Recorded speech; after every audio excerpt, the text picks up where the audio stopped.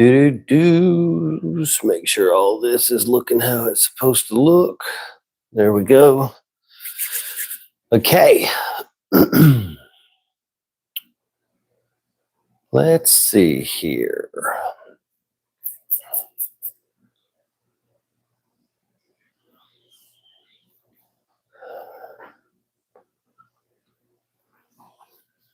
All right, let's share this to the group. YouTube. There we go. Hopefully this is still working. Are we still here? Are we still here? Somebody give me a yes in the comments if we're still here and this is still working like it's supposed to. I was trying to share it, but it's weird doing it from the phone. So let's see what we got going on. Hello, Gloria and Charles. Yes, good, cool. Now we're back. There's about a 10-second delay or something like that, so it's all good.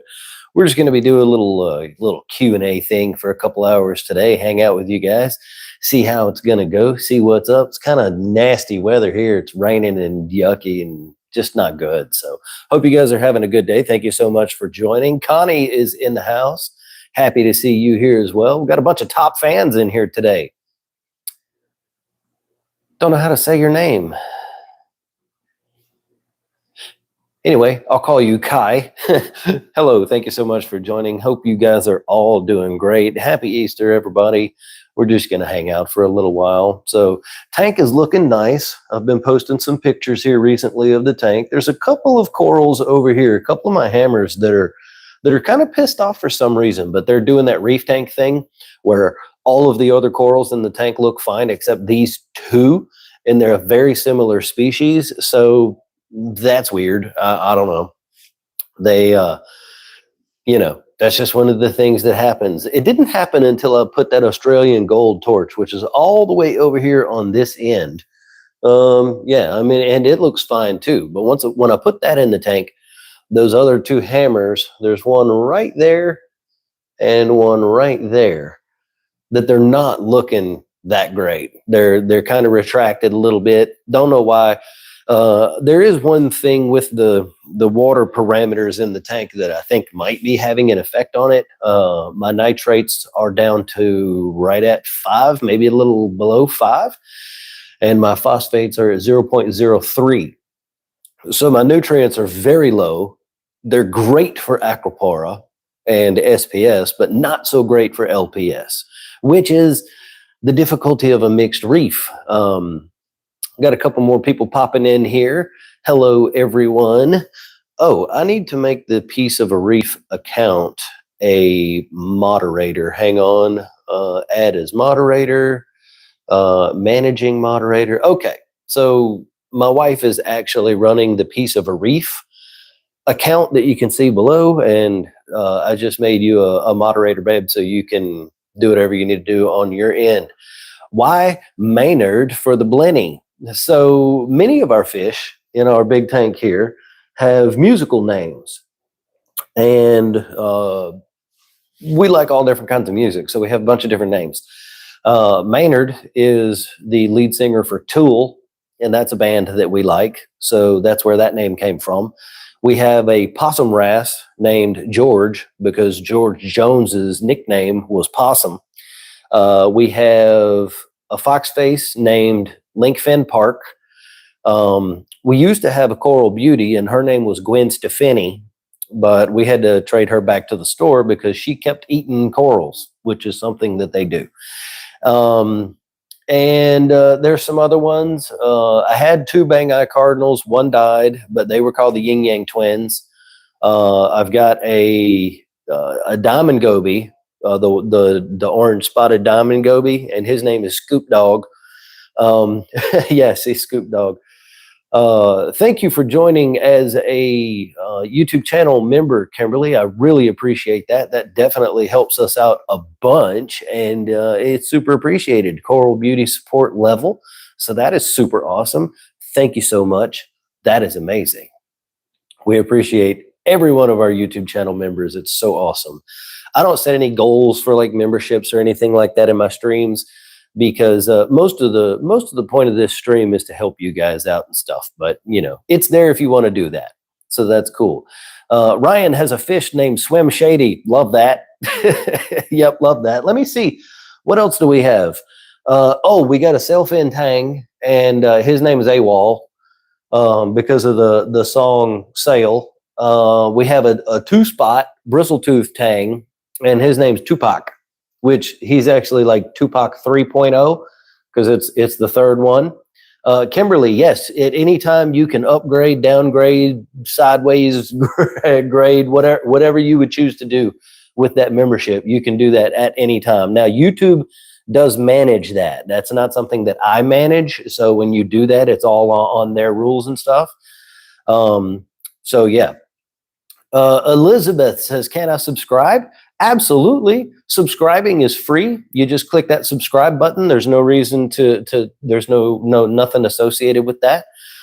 Joining as a YouTube channel member is a little bit different. The button says join on it. It's right next to the subscribe button. So if you want to find that, there's 5 tiers over there that you can pick from, and I'll let that stuff explain itself. Can I have mods? No, you cannot. Thank you for asking, though.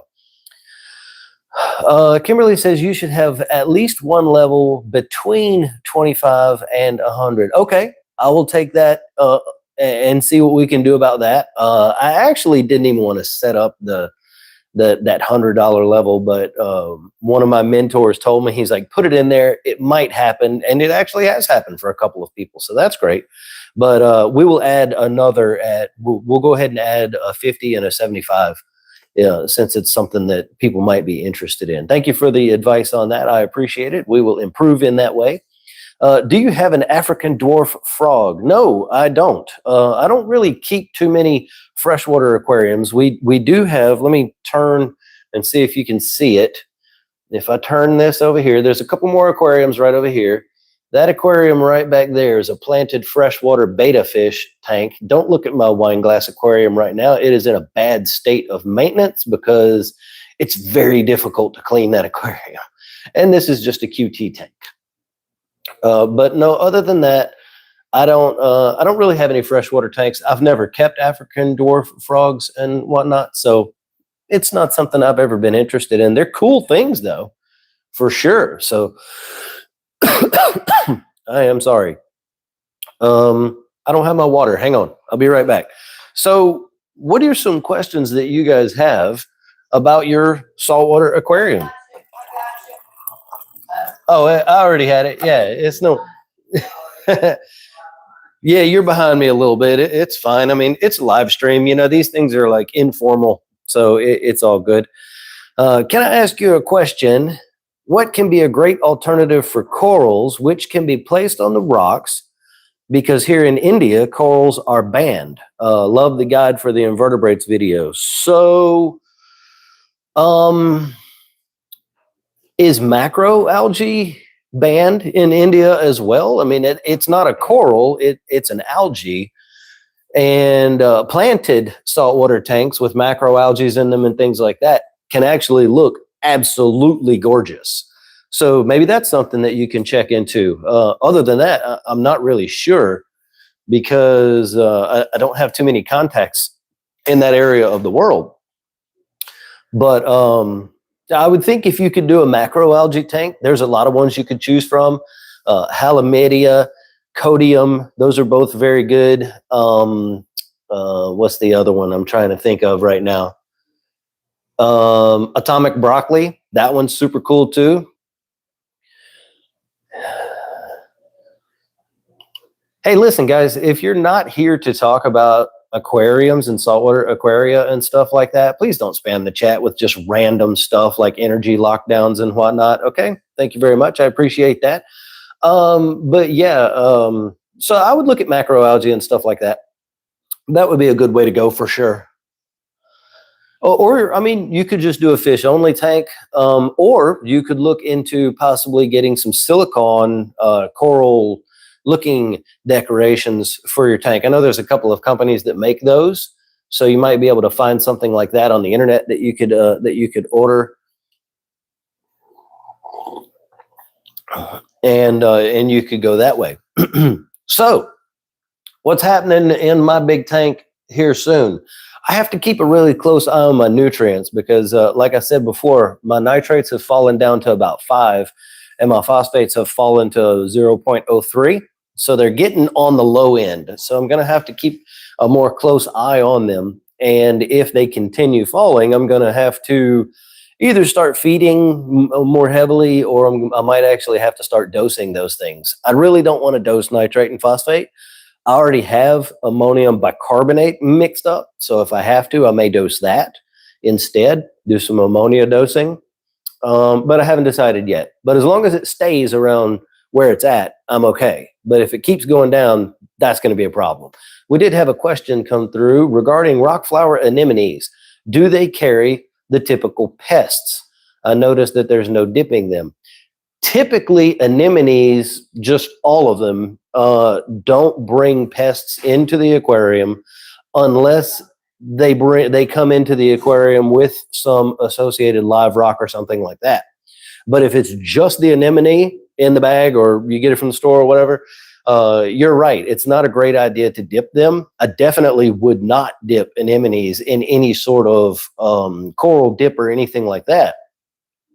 You can give them an antibiotic bath, but even that, I don't really like to do that either. Nems, usually, as long as they're healthy, sticky, colored up, and all that, they are going to be fine in your tank, and they don't bring pests in with them in most cases. Anything's possible, but I've never had an anemone bring anything into my tank that I was worried about. So let's see. I think I missed something. Trying to decide on if I want a sand sifting goby or a blenny for the last fish for my 20-gallon. What's your suggestion? So I don't really think that 20 gallons are big enough for sand sifting gobies, like diamond gobies and stuff. There are some of the smaller Watchman gobies that you could be okay with, you know, like a yellow Watchman, the little ones, or like Yasha gobies and stuff like that. But diamond gobies, unless they're eating prepared food, like frozen foods and stuff, the 20 gallons really not big enough. So in that case, I would recommend a blenny instead. And there's a ton of them to choose from. Molly Miller blenny is a good one. A 2-spot blenny would also be a good one. Just take care with which one you get, because some of the blennies, like the 2 spots and stuff, they really prefer live food. So make sure whichever one you're looking at is eating prepared foods and stuff like that, and you'll be okay. But yeah, in a 20, I would go with a blenny. Have you ever had a Hanna tester give accurate result? Let me try that again. Have you ever had a Hanna tester give inaccurate results? Which ones? I personally have not, because I don't use Hanna checkers. But obviously I deal with a lot of people who do. And yes, sometimes they can be wrong. Sometimes they can be very wrong. And unfortunately, there's no way to calibrate them to ensure that they're correct. You just have to go through the process. Any of them and all of them can do it. Some of them are more finicky than other ones. Usually people like to run a trio of the Hanna checkers for phosphate, ultra low range, nitrate, high range, and alkalinity. Because like the calcium and magnesium Hanna checkers are really finicky. So yeah, it could definitely happen. Anemones keep bleaching after a couple months after I get them. Got 120 gallon, 50 gallon, something max spec lights. Bleaching is almost always a lighting thing. So it could be too much light if they're bleaching out, or if they're just turning brown and stuff, it could be not enough light. I'm not familiar with the max spec lights, but for anemones, you're going to want to keep them anywhere from around 150 to upwards of like 300 par, depending on the species. Some go higher than that, but not many. Like the Magnifica carpet nems, the huge ones, the big ones, they get 2 or 3 foot across. They're good up to like 450, 500, 600 par. But if your nems are not getting enough light, did I say that right? Yeah, too much is white, not enough is brown. So if they're bleaching out, you probably have too much light going on. Wait, I'm confusing myself, and I don't know why this is so confusing. Bleaching is too much, not enough is brown. Yes, that's right. Okay, so if they're bleaching, they're probably getting too much par. That's what I was trying to get out of my head. Sorry, that had me all twisted backwards. Sometimes that happens. I put sexy shrimp in with my RFA and it ate them. Chances are the sexy shrimps died first and then the nymph ate them. I'm not going to say that it won't eat live shrimps, but it usually doesn't happen that way. So it's quite possible that they died from a failed molt or something like that. And then the nymph just ate them because they were dead. But usually nymphs won't kill healthy shrimps. I have a coral and invert QT set up.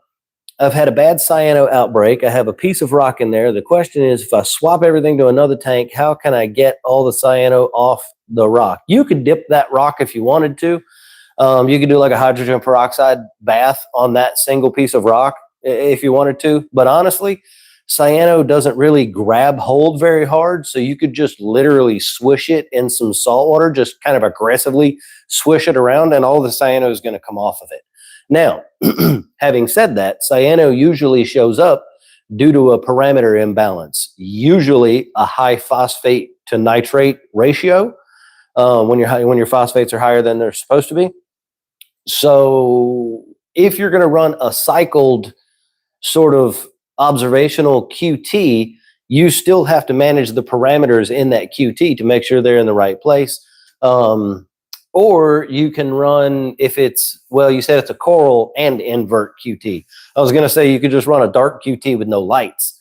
But if it's got corals in it, you have to have the lights. So manage the parameters and check those phosphates. I just got a Watchman Blenny. Did you mean Goby? Watchman Goby? Yeah. And a pistol shrimp. How can I get them to pair? They're on opposite sides of the tank. Time. Just give them time. That's really all they need. Eventually, they're going to find each other and they'll pair up when they do. But just time. I mean, you could try to maybe sort of coax them to, you know, scooch them and get them close to each other where they discover that each other are there.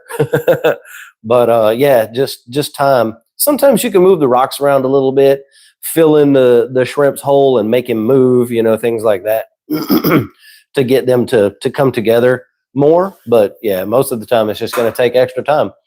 Rock anemone placement. They actually don't need as much par as you would think. Mine are all the way down here in the corner, as far away from the lights as I can get them, in about 80 par. So at the bottom, right in a hole or a crevice in the rocks near the sand bed is going to be the best place. And with the rock nymphs, if you can put their foot into a hole in the rock when you put them in there and let them grab onto that, they usually stay in that spot and don't move too much. So yeah, down at the bottom near the sand bed in, you know, 50 to 100 par. I wouldn't put them in an area over 100.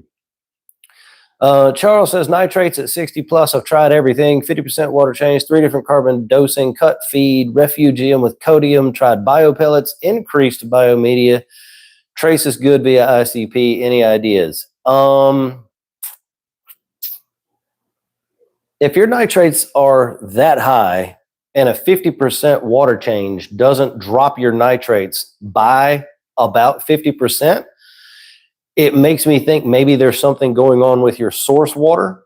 Are you, so double check the TDS and everything. You can ICP your RODI water unless you're using tap water. If you're using tap water, all bets are off, and that could be the problem all by itself.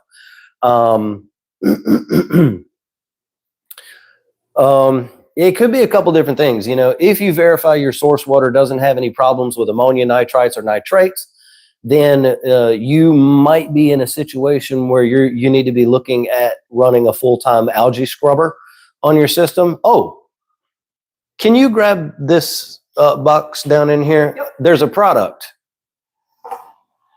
It's Tropic Marin. I'm going to show it to you on screen. Not this. That, yeah. Oh, this is it. Tropic Marin Nitrobiotic.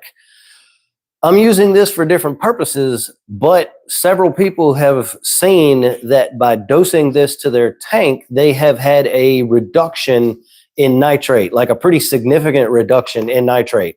So this might want to be something that you look into. Not sponsored. They don't even know I'm saying this. It's just a product that I picked up for a different purpose. And I also have noticed that this is dropping nitrates in the tank that I'm using it in. So I'll hold this up for just a second for anybody who wants to see. Why does it seem that no matter the question, there never seems to be a 100% definitive answer? That's a great question. And the reason is, and I say this often, and I'm back on the questions a little bit. This is just how these streams goes, guys. You can type faster than I can answer things. So while I'm answering questions, drop a like, share this with a buddy or a friend or somebody who's interested in saltwater aquariums. Get them in the live.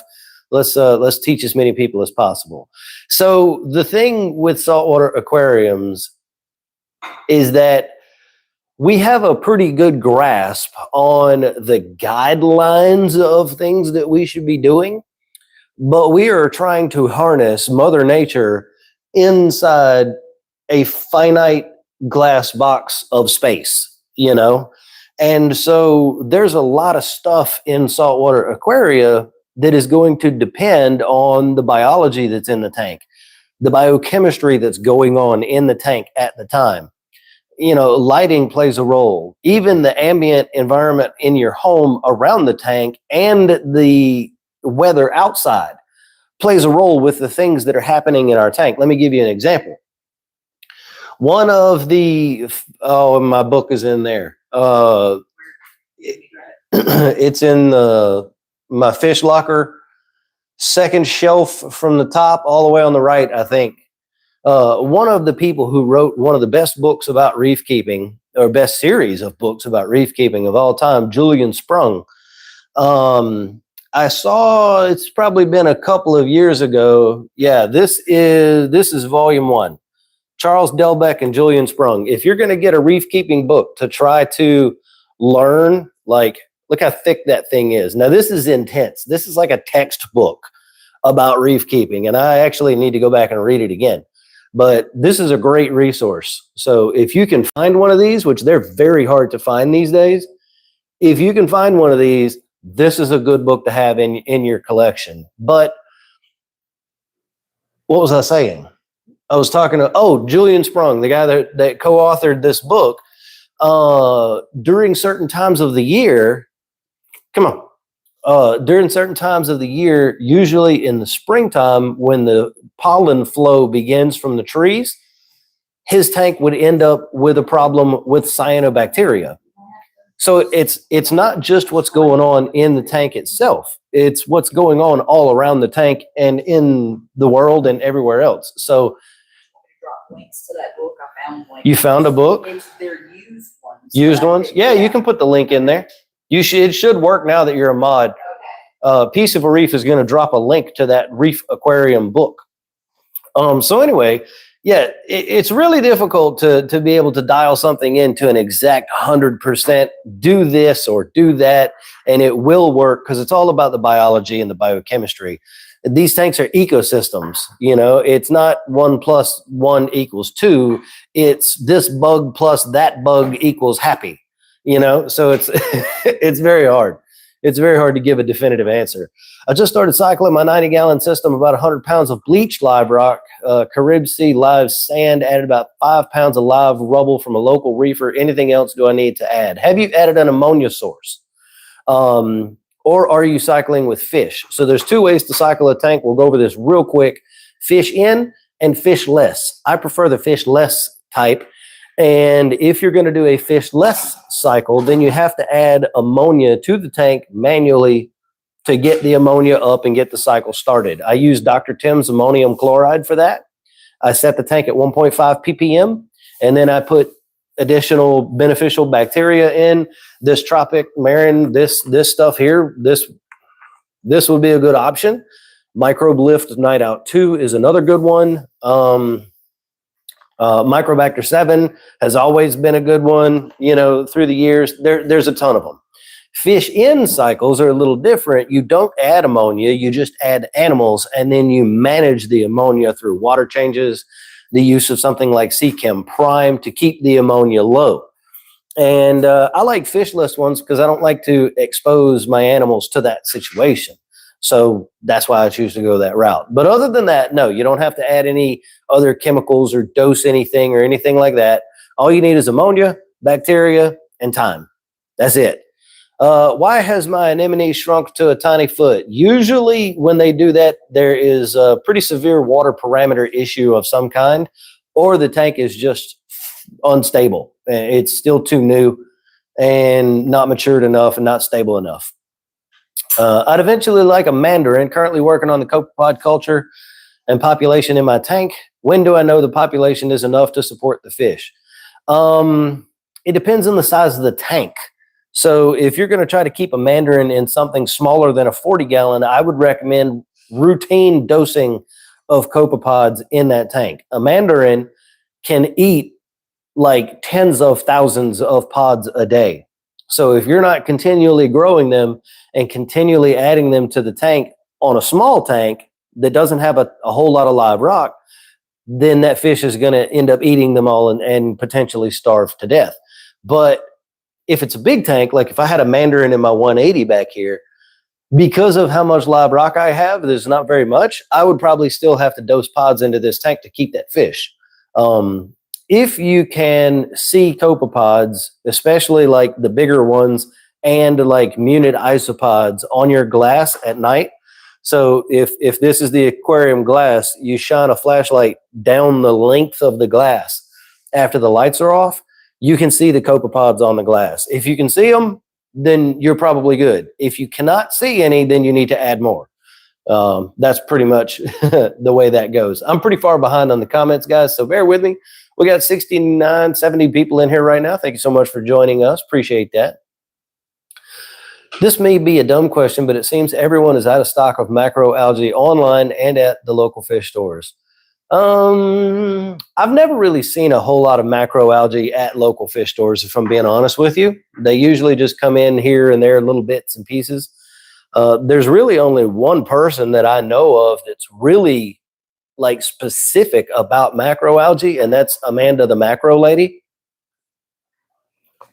But she has a small operation, and she's had a run recently on macroalgae and stuff. So I know she's having to let her systems, grow back out. But it's just like anything else. It's, whatever's growing is what people can sell. And if things are not coming in on the import boats and stuff, they can't sell it. One more question.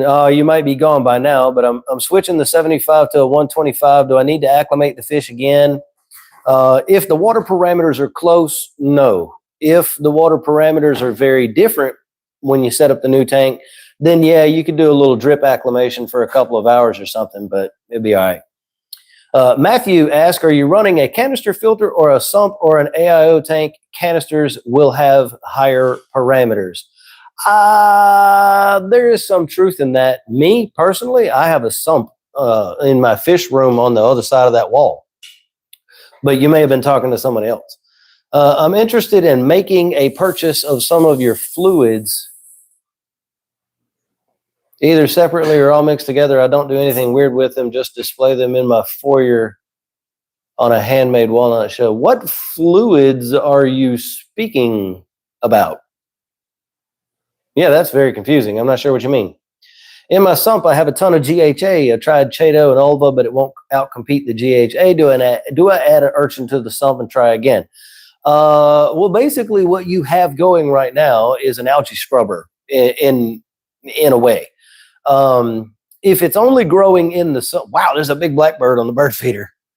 One of the big one, the big yellow-eyed one. Oh, he flew, he just left. That's the little crazy one. Yeah. He's like, if you manually remove all of that algae from the sump, you may notice an increase in your nutrients in the tank because it's not sucking it up anymore. Oh, he's back. If it is only growing in that area of the sump, I wouldn't worry too much about it because, like I said, you basically have an algae scrubber at that point. You could harvest it once it becomes too much, cut half of it off, whatever, throw it away, and just let it keep going. GHA typically is going to grow in a system where it has two things: an excess of nutrients, which is usually in the sump, and the most powerful lighting in the system. I don't know how that works, but it tends to grow in that area better. And that's why algae scrubbers work. We can grow all the GHA, Derbesia, and whatever we want in an algae scrubber, but it keeps it out of the main display because the intensity of the lights in that algae scrubber are the highest lighting point in the tank, so that's where it prefers to grow. So that's basically what you have going on right now. So honestly, if it's not hurting anything and it's not spreading to pumps and stuff and causing a problem, you could leave it. I wouldn't put an urchin in there. I don't think that they're going to do anything for GHA that's really long and super established.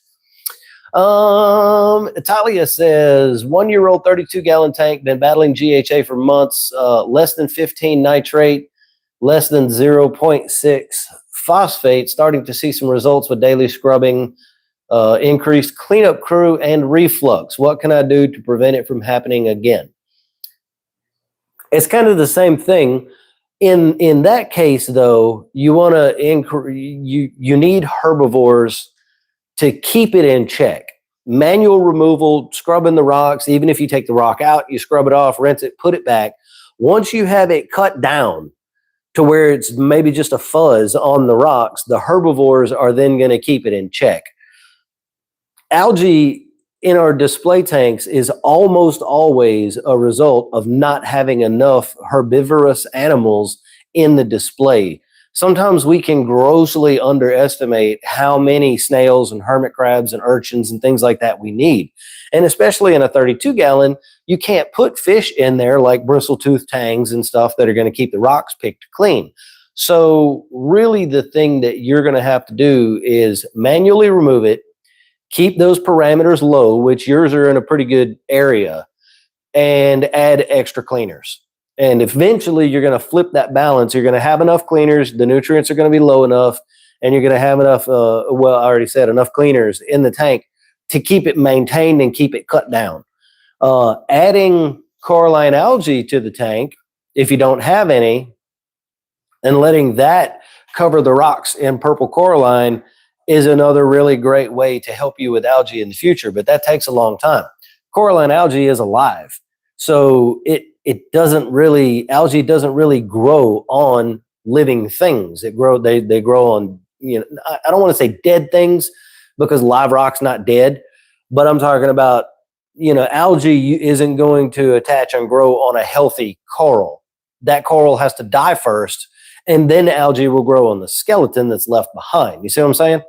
So coralline algae is alive. So if the rocks get covered in purple coralline algae, then the other nuisance algae and stuff won't grow on that. So get some coralline algae, get it in the tank. There's lots of different ways to do that. Get a snail, some hermit crabs that have it on their shells, put them in the tank, scrape them off in the tank, let that go around. Boom. You're going to have coralline algae in a couple of months. It is a good thing to have, but it does become a pain in the butt later on. Hey, okay, let's keep moving on here. I want to build another system, set up a 70 to 100-gallon display with a 30-gallon sump. How do I figure out the size of the return pump I need, or any guesses? So the general calculation or mindset that we talk about with flow through a sump is 5 to 10 times the total water volume of the system in gallons per hour for your return pump. For example, if you have a 100-gallon system, 5 times 100 is 50, or excuse me, 5 times 100 is 500. Don't do math on camera.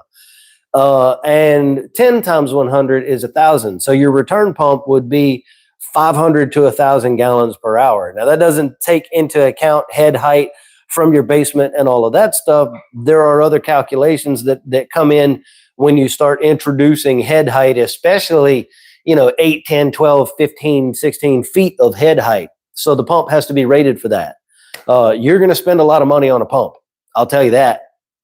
Because you're going to have to get a pump that is, and also plumbing, that is pressure rated for the head height that you're going to have, the height from the pump all the way to the top of the tank where it goes. So yeah, there's some very careful calculations, but you can find them if you dig around online. Do you have to dose nitrobiotic always once you start? How does it affect phosphates along with nitrates? No, you don't have to always add it. Once you put it in there, those bacteria and stuff are in the tank. I'll tell you what it says that it has in it. Bacillus subtilis, nitrobacteria, which is probably either Nitrosomonas or Nitrobacter, Saccharomyces, lactobacillus, and the purple bacteria, the purple non-sulfur bacteria is what it says that it has in there. So once you put it in, theoretically, those things are going to grow in population and they're going to always be in there. I haven't done any studies or anything to verify that, so I can't be sure. But no, if you want to just run a bottle, see how it goes, and then stop, you can do that. How does it affect phosphates along with nitrates? I don't know yet. Don't know yet. It doesn't seem to have as much of an effect on phos as it does on nitrates, but I can't be sure. Not just yet. I've only just started using it. Nitrate question continued. RODI tested with ICP, no contaminants. Also tested for ammonia, nitrates, all 0. I've tried every bacteria product except the nitrobiotic. We'll try that. Hey, it's worth a shot, Charles, for sure. Oh, wow. I'm like 15 minutes behind on the questions. I mean, I'm doing the best I can, guys. I think the next step is the sulfur denitrator. Future Reef Rookies video? I don't know. I don't have a need for one on my tank. Maybe I could do a video about that in collaboration with somebody who has one and uses one. I know Andrew from Polo Reef, they use a giant sulfur denitrator over there. So yeah, is it possible for a future video? Absolutely. But if you're going to need to do it quicker than that, don't wait around for the video.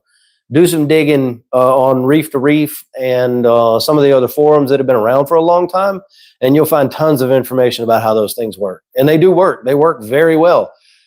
Sometimes they can drive your sulfur content up, so you might have to increase water changes and whatnot, but it just depends.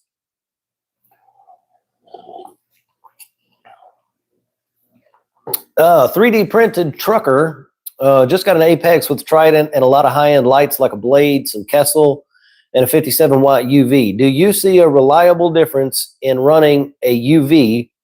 If so, high flow, low flow. So UV, I really need to do a video on UV sterilizers. I haven't done one, but I need to. The flow through the UV depends on what you are trying to kill with it. If you're trying to kill algae and things, then the flow needs to be higher. If you're trying to kill pathogens and bacteria, then the flow needs to be lower. What that flow number is depends on the specific UV that you have.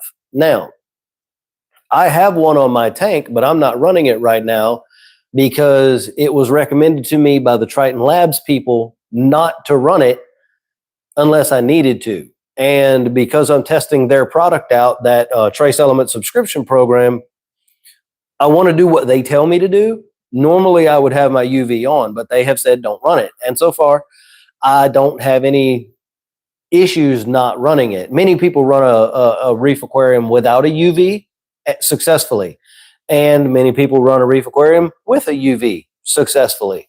So I think the jury is still out on whether or not UV is required. I don't think that it is. I think that it can help keep things managed, but they only kill things that go through them. So if you have a GHA problem on your rocks, for example, the UV sterilizer is not going to help that, So I don't know. The jury's still out on that. Are dragonettes the same principle as mandarins? Yes, mandarins are dragonettes. That's the second part of the name. It is a mandarin dragonette. So yes, and a fun fact about some other fish, scooter blennies, the things that people call scooter blennies, red scooter blennies and stuff like that, they're not blennies at all. They are also dragonettes. It's a red scooter dragonette. I actually don't know when they started getting called blennies, but they're not blennies. So that's just a fun thing. Oh, hey, Philip, nice to have you here. Glad it sent out those notifications. Randy Holmes Farley says nitrates can not absorb into rock. So how do you feel about saying nitrates are absorbed into rock with new dry rock? You have to be careful when you're answering that question. I was talking to Andrew Boma from one of the guys that does the Reefability app. And let me see how I want to phrase this. Rock itself doesn't absorb nitrate. The physical thing, the rock. The anaerobic bacteria that begin growing in the middle of the rock, in the lack of oxygen area in the rock, consumes nitrate and turns it into nitrogen gas. So when people say that the rock the rock is absorbing nitrate, really what they're talking about is the biology that is happening inside the rock is using the nitrate and turning it into something else. As those populations are being established and stuff like that, that's taking place. Now, I'm not an organic chemist. Organic chemistry was a very long time ago. There's some other stuff going on in there too, where the structure of the rock is being altered by the water chemistry, and it may be taking some of the nitrate to do that as well. I would have to bring an expert on to explain that in any more depth than what I just did. But what I will say, without question, is we have seen thousands of tanks over the years set up with dead, dry base rock. And those tanks, despite being completely through the nitrogen cycle, don't show nitrates for months, 6 to 8 to 10 months after the tank has been set up. So where are the nitrates going? There's only one place they can be going, and it's into the rocks, into the substrate, being used up and converted into something else by some biology that's taking place in those zones. That's the only place it can go. You know, sponge filters don't remove nitrates. The biology that gets built, the bacterial films and stuff that gets built on those sponge filters can convert nitrates into something else. You see what I'm saying? So I think the answer to that question is more in depth than do rocks absorb nitrates or do they not? There's just more to it than that. But yeah, setting a tank up with dry or base rock, you could potentially have a zero nitrate, zero phosphate situation on your hands for a very long time. Yeah, I don't think anybody can dispute that. It is something that can happen. Okay, moving on. Hopefully I answered that well enough. And look, I got all the respect in the world for Randy Holmes Farley too. I use a lot of the information that he has published to help me inform my videos, put things into a way that make them easy to understand and stuff like that. So I've got nothing but respect for the guy, and he is a chemist. So, you know, there's probably more to what he's saying that it needs to be looked into.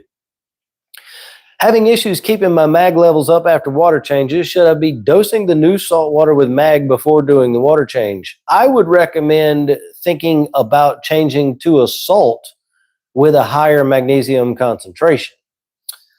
Most salts mix around 1350, 1400. So if your salt doesn't mix that high, it's either not a salt that's meant for use with a reef tank and it's a fish only type of salt, or it's not mixing where it's supposed to be, in which case the salt may not have been mixed correctly from the factory. Most reef keeping salts are going to be around 1350 or so, which is plenty.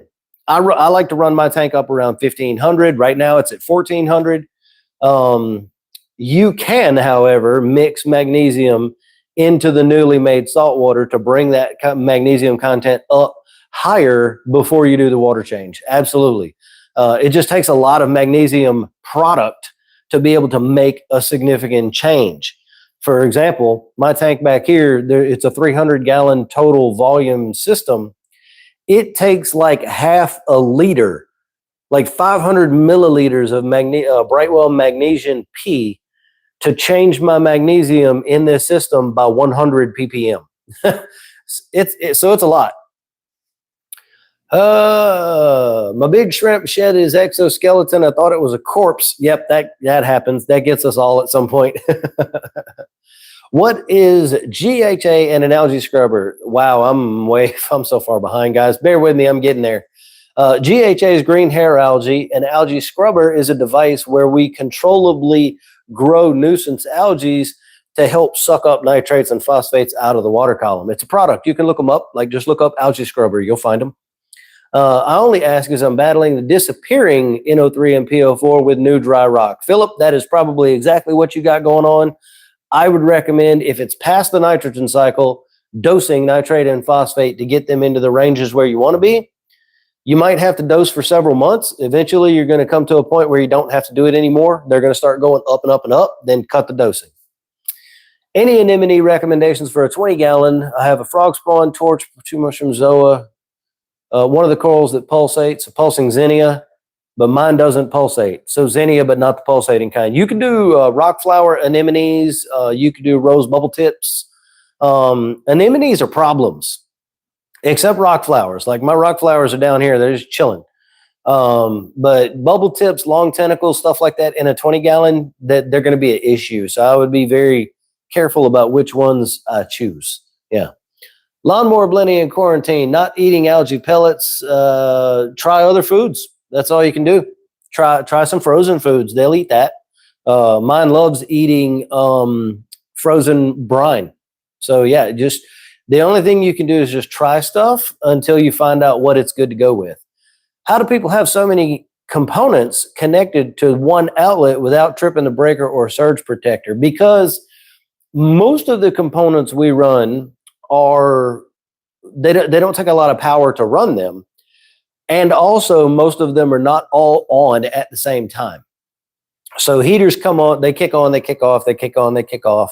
Wave makers are usually variable, so they're pulling milliamps, not like full amps, So I'm running this entire 300-gallon system. Actually, I'm running my 300, my Sea Cardinal, and my QT, my wine glass, and my beta tank off of one 20-amp circuit. Now, granted, that 20-amp circuit is pretty much maxed out.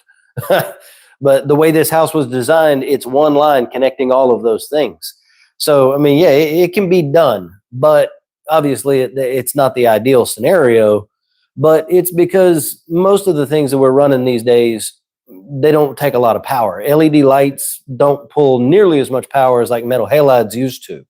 So, it's just, everything's becoming more efficient, and especially something like a 40-gallon, 75-gallon tank, something like that. It's not a problem. They're commonly sold in the UK as blennies. I haven't heard the other way. Interesting. Think we were talking about the red dragonettes? Yeah. Will a red dragonette eat as many copepods? Would it be better suited for a 32? Yes. A red dragonette or a scooter blenny is going to be better for a 32-gallon. It won't eat as much as, say, a mandarin or a psychedelic mandarin dragonette will. It is a better choice, but you still want to make sure that you have live copepods in that tank for them to eat. Oh, we're caught up. Cool. Very good.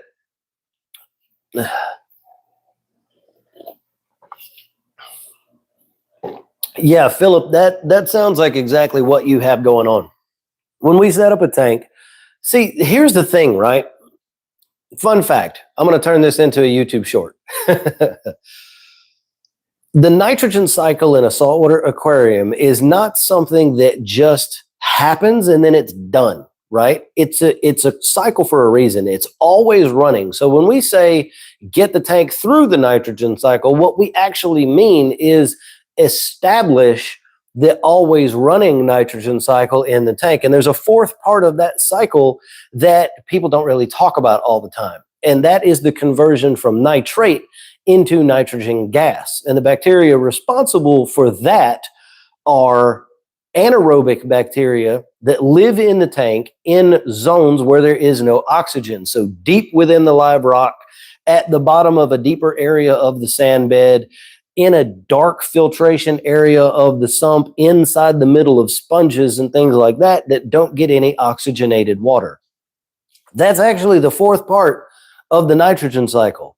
And when we use something like dry rock or base rock to set our aquariums up, that's the last part that gets established and becomes balanced with everything else. So the ammonia gets converted super fast, and then the nitrite gets converted super fast, and then the nitrate gets converted super fast. And that conversion from nitrate into nitrogen gas takes a little longer, but it uses up all the nitrate available to do that process. That's why it takes longer, because as soon as nitrate is made, boom, it's used up to establish that anaerobic zone. And that can take months to happen because it has to absorb into the rock slowly, because there's no flow in the middle of the rocks in those deeper zones to get that to the bacteria in order for it to convert. So it's a very slow, methodical process for that to be developed. Once it is developed, finally everything is working, and those populations have balanced with one another, we begin to see nitrates and phosphates go up.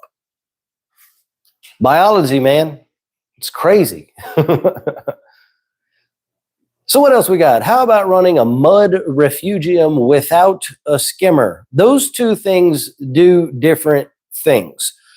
There is no possible way that a mud refugium can remove dissolved organics from the water column other than whatever is living on the surface of that mud refugium. I've ran Miracle Mud before, and it's a cool product. It's full of trace elements, and it releases them over time and all of that stuff. That also creates an anaerobic zone. Deep sand beds are an awesome thing for tanks. Who was that I was talking to earlier, had a problem with nitrates? A deep sand bed might be a thing you want to look at, or a deep gravel bed. So like crushed coral or crushed aragonite, not huge pieces, like pea-sized pieces. You build a deep bed, 8 or 10 inches deep in your sump, with just flow across the top, but no flow underneath. It creates a huge anaerobic zone that starts sucking up the nitrates, converting it into nitrogen gas. But Miracle Mud is a different situation. It is mud from the ocean floor, and they mix in trace elements and stuff like that. You put it in the sump. It creates that same kind of situation. It creates an anaerobic zone that can both absorb nutrients and also slow release trace elements back into the aquarium. I don't think that it's going to be doing the same thing as a skimmer. It can absorb nutrients, but all right, hang on. It's happening at two different times in the life cycle of that organic molecule that's going to become nitrate or phosphate. So we're getting deep. We're getting deep in this one. This is deeper than my normal live streams. So let's talk about what a skimmer does, and then we'll go back to Miracle Mud right quick. A skimmer removes dissolved organics before they can become nitrate and phosphate. Whatever those organic molecules, they're floating around in the water, the skimmer sucks them up, takes them out. Miracle Mud doesn't do anything with the dissolved organics until they break down into nitrate and phosphate, and then the bacteria in the mud can use that up for their life processes and lower it down, right?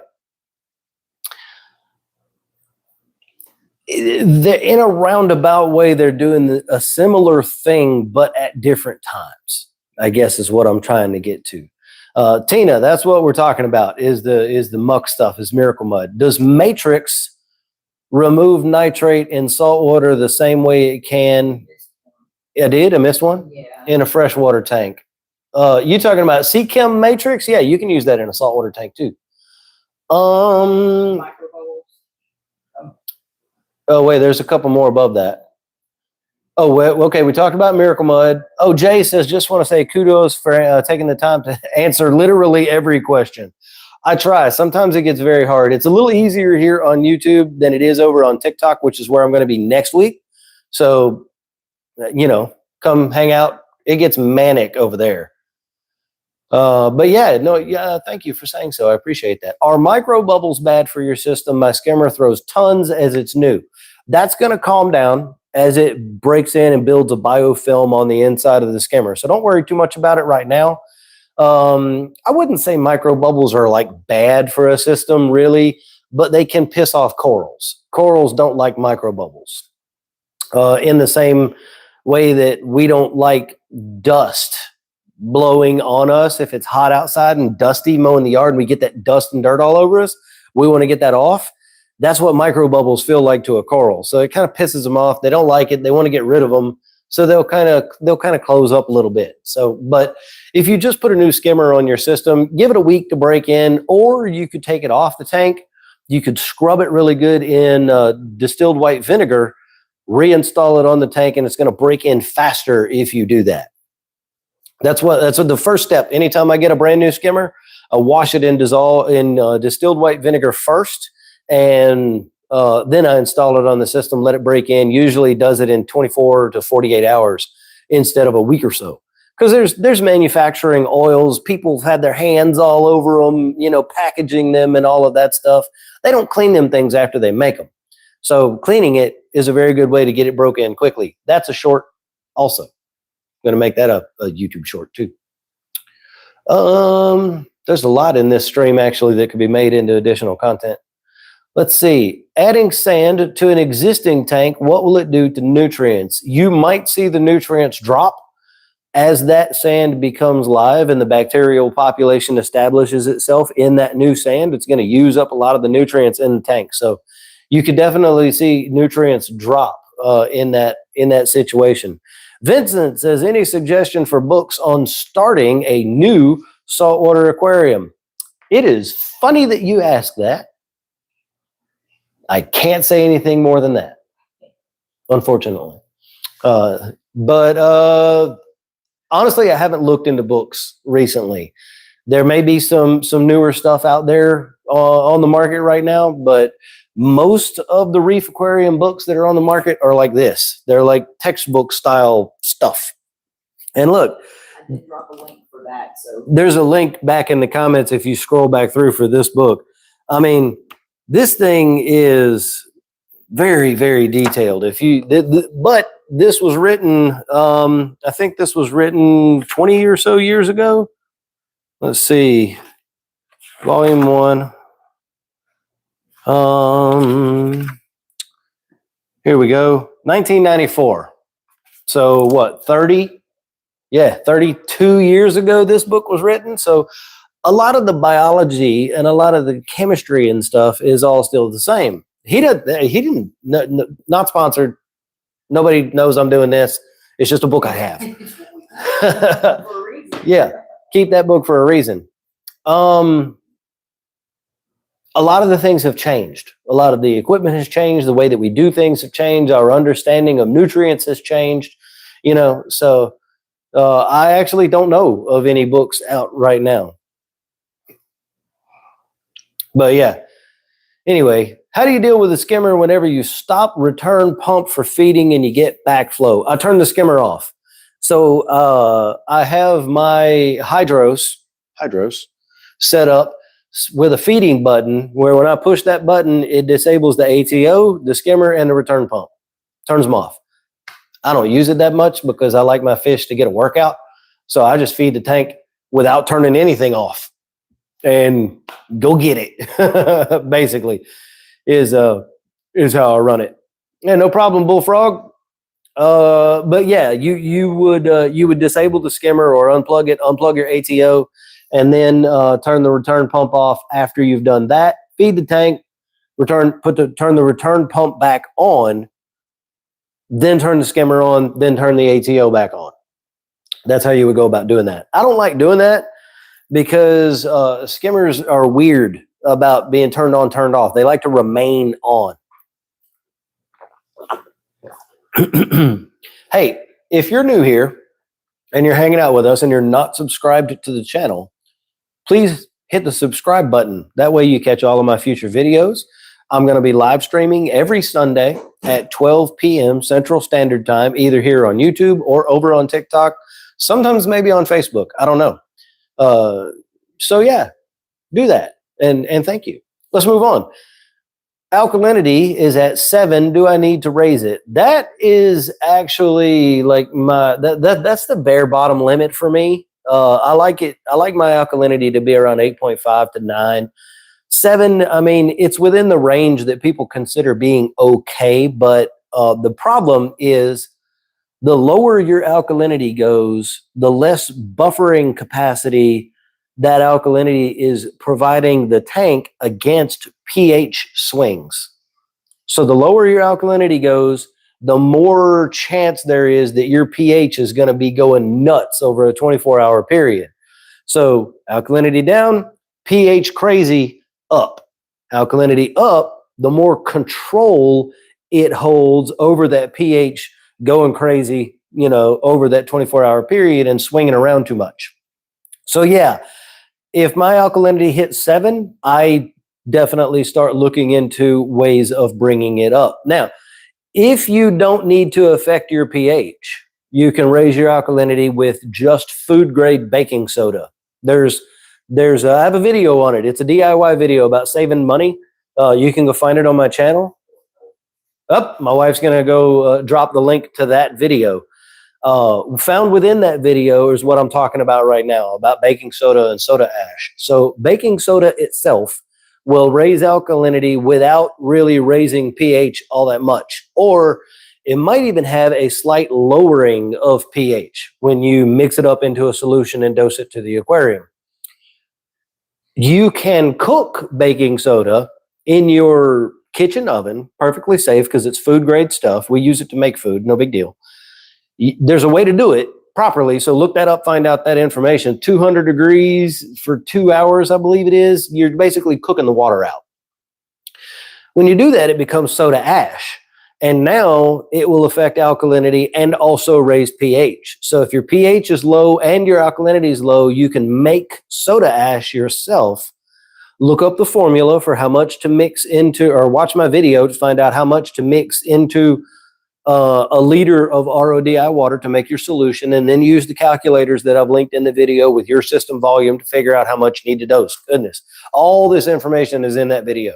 So go check that video out. The link is in the comments. Thank you so much. Great question. Any advice on how to get my blue, I can never say this word, Cespitularia to stop pouting? I've tried dang near everything I can think of. It's going to be situationally dependent. It might not like the alkalinity the tank is at, or it might not like the flow or the par, or you might have a fish picking on it. It is super hard to answer questions like that when somebody says, hey, why is my coral I've got that situation happening right now. I know you can't see it. We'll do a tank tour in a little while. There's a coral, it's a hammer right here and one right back there. They're just pissed off. All the other Euphyllia and Fimbriophilia, actually, I don't have any Fimbriophilia. Yes, I do. There's hammers, duh. All my torches hammers, I've got an Australian gold hammer right over here. They're all doing fine. Those two right there, pissed off. I don't know why. I mean, I can assume it's because my nitrates and phosphates are quite low. My nitrate are below 5 and my phosphate are below 0.03. So they're very low. My acropora are friggin' happy though. I'll tell you that. But those two hammers down there, they're just kind of pissed. Ricky Bates says, switching from a 75 with a canister to a 90 with a sump. You have any pointers for moving the coral over to the new tank? Is currently LPS and softies. LPS and softies, don't worry about it. Don't worry about it. Try to match the parameters as closely as you can. When you set up the new tank, if you're moving all of your rocks and stuff over, just move everything, set it up. Things are going to be pissed for a week or so, then they'll be fine. I wouldn't worry about it too much. As long as things are pretty close, you're going to be okay. Tina, you hush. You hush. Don't say that word. No, I'm kidding. I've had it for about a week and it's still pouting. Yeah, it's hard to know. It's hard to know. I wish that I could say more, but what I mean, without knowing the complete situation, all your water parameters, your lighting and PAR and flow and all that, it's difficult to know. You could join the Facebook group if you wanted. If you're not in there, post a video of the tank showing, how much flow is in the tank, where the coral's at, that kind of thing helps a lot. Maybe some people in there might help you out, or if I see it, I'll try. List all your parameters, what kind of lights you have, what the lighting schedule is, PAR values, if you have those. All of that kind of stuff helps. Cloudy says, yeah, but the range is 7 to 12. You're in the lower side for sure. You can raise it, but do it slowly. Don't chase numbers. I agree. Let's talk about don't chase numbers for just a minute. I'm going to try to turn this into a short as well. So what does don't chase numbers mean for a saltwater aquarium? What that means is if your numbers are in the ranges and ratios that we generally consider good, don't try to really mess with them too much, right? So let's just say your alkalinity is at 8. Chasing numbers would be try to make your alkalinity 8.2 or 8.3, or take your pH from 8.1 to 8.3 to find that sweet spot. That's chasing numbers. What chasing numbers is not is when something is outside the range we consider it good, trying to bring it into the range we consider good. So let's just say your pH is at 6.5, which is virtually impossible, but for the sake of argument, your pH is 6.5. You need to move that. That's not chasing numbers, trying to bring that into the range of where we need it to be. There's a huge difference between managing parameters and chasing numbers. And make sure you understand the difference between the two, because that could be the difference in the success or failure of your tank. You guys like it when I flip into the creator mode? It's kind of a thing. After 10 years of doing this, it's a whole other person. Should I put a full bottle of pods in my Fuge or my main display? Yes. Yes, you should. Both. Absolutely. Put them everywhere. They're going to go everywhere anyway. Doesn't really matter. Yeah, you can do it in your Fuge. You can do it in the main display. Either way, if you do it in the main, wait till nighttime when the lights are off and then turn all the flow off. Dump them in, wait 30 minutes, 45 minutes, something like that, and then turn the flow back on. Drew says, I have mineral mud on the bottom, then 4 to 5 inches of crushed coral, Carib Sea rock rubble in my refugium, and Caulerpa as macro. I run my light 20 on, 4 off, and can't seem to grow a copepod population. Well, you certainly have what's physically needed to grow a copepod population. That sounds like you have a pretty diverse refugium. Copepods really aren't going to feed much on like Caulerpa and whatnot. They're more of a phytoplankton sort of deal. So you might consider dosing your tank with phytoplankton after seeding it with a variety of copepods, mostly the benthic type, the type that crawl. So Tisbe and Tigriopus and whatever the third one is, that's the crawly one. Apocyclops is a swimmy kind, I think, and there's one more that starts with an O that's a swimming kind. They're not benthic. They swim into the water column. That's not the ones you want. You want the other ones. Tisbe and Tigriopus are the most common ones. Put them in the tank, give them a day to chill, start dosing the tank with phytoplankton, Tetraselmis or Nanochloropsis, but all of those would be good for copepods. And you will probably see the copepod population increase. Probably. You got to give them food sometimes. Sometimes you don't need to. Sometimes tanks give them everything they need. Sometimes we got to help them out a little bit. Thanks for the DIY CO2 scrubber. It brought your pH up 0.5. Dang. Well, there you go. Proof's in the pudding, isn't it? What tanks would you recommend to get for a first-time saltwater tank? I'd like to get into a mix of corals, etc. down the line. So hook them. Hopefully you're still in the stream. I'm behind a little bit on answering the questions. I am partnered with a company called Sea Cardinal. There's actually one of their tanks right there. They don't offer the 22-gallon anymore. But what we did is we put together a kit that we are calling the Reef Ready line of aquariums. And it comes with all of the components that you need to set up a reef tank, not just a saltwater aquarium. It's specifically for a reef tank. So it's got the RODI filter, it's got the lights, the heater controller, the ATO reservoir, nets, towels, the whole 9 yards. It's got a hydrometer, the glass floating hydrometer for checking your salinity. The only thing the kit doesn't come with is sand, rocks, and test kits, because that's very personal. You know, people like to pick a certain sand, or they like to have their rocks look a certain way. And some people can't see colors. So if we included a color-based test kit, a colorimetric kit, it's not going to be useful for those people who can't see colors. So we left the test kits off. But everything else is there. Tank, stand, the whole 9 yards. So check out www.seacardinal.com and look for the Reef Ready line of kits. That would be what I would recommend that you look into. What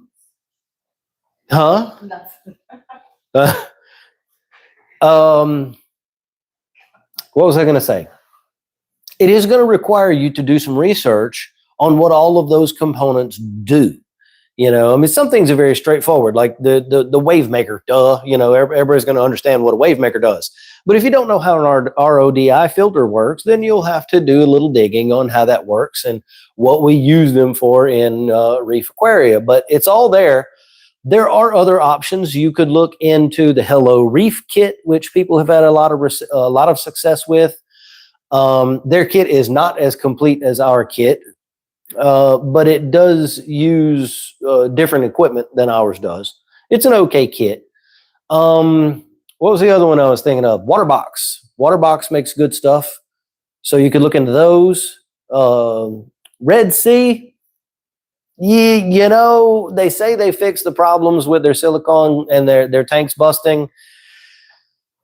I don't know. Me personally, I probably wouldn't purchase a Red Sea tank. But a lot of people do, and a lot of people have success with those. And there was another one that I was trying to think of. JBJ makes sort of an all-in-one system as well. So there's a bunch of them for you to think about. New mandarin question. I assume if I can find a captive bred mandarin, it will only slow the consumption of pods. Still need to dose regularly. So Biota, BIOTA, sells tank-raised mandarins that eat pellet food. I think they use the TDO pellets for those guys. And while they will eat copepods still, you can supplement with pellet food for those guys, and it reduces the amount of pods needed. And they're easy to find. They're easy to get, but they're very expensive, the Biota ones. What causes mushrooms and anemones to multiply? Either being happy or being pissed. They will split and become more of themselves in both of those situations. So if your nems or your mushrooms are splitting, it doesn't mean that they are happy. It doesn't mean that they are pissed. It could mean either one. Usually when they're happy, mushrooms will split quite quickly. When they're not happy, they're really shriveled up and they're not splitting. Anemones can go either way. If they're happy and they're out and they're big, you could change one thing about the tank. Like you could adjust your wave maker and that anemone can split. If they're pissed, they're usually drawn in and retracted and then splitting. But they can do it in both times. I've had an anemone before. It was a purple long tentacle nem. No, what was the one? It was a black widow anemone. And it was huge. The disc was this big around. It was like as big as a dinner plate. It was gorgeous. The tentacles were probably 18 inches long. It was huge. It was in this tank when it was on the other side of my house. I got in the tank one day and floofed it around with my hand, just trying to get it out of the way because I was doing some tank maintenance, and it split within like an hour because I got in there and changed the flow path and kind of pissed it off a little bit. The next hour I had two. And once it began splitting, it never stopped splitting. And I had like 6 by the time it was all over and done with, and traded them into the fish store. Oh, Mr. Smelly Cat says, have you seen any mice? Not today. Not today. No mice today. I started chasing numbers with my alkalinity. It keeps dropping from 8 to 6.4. That's a big drop, John. Any idea why it's dropping that much?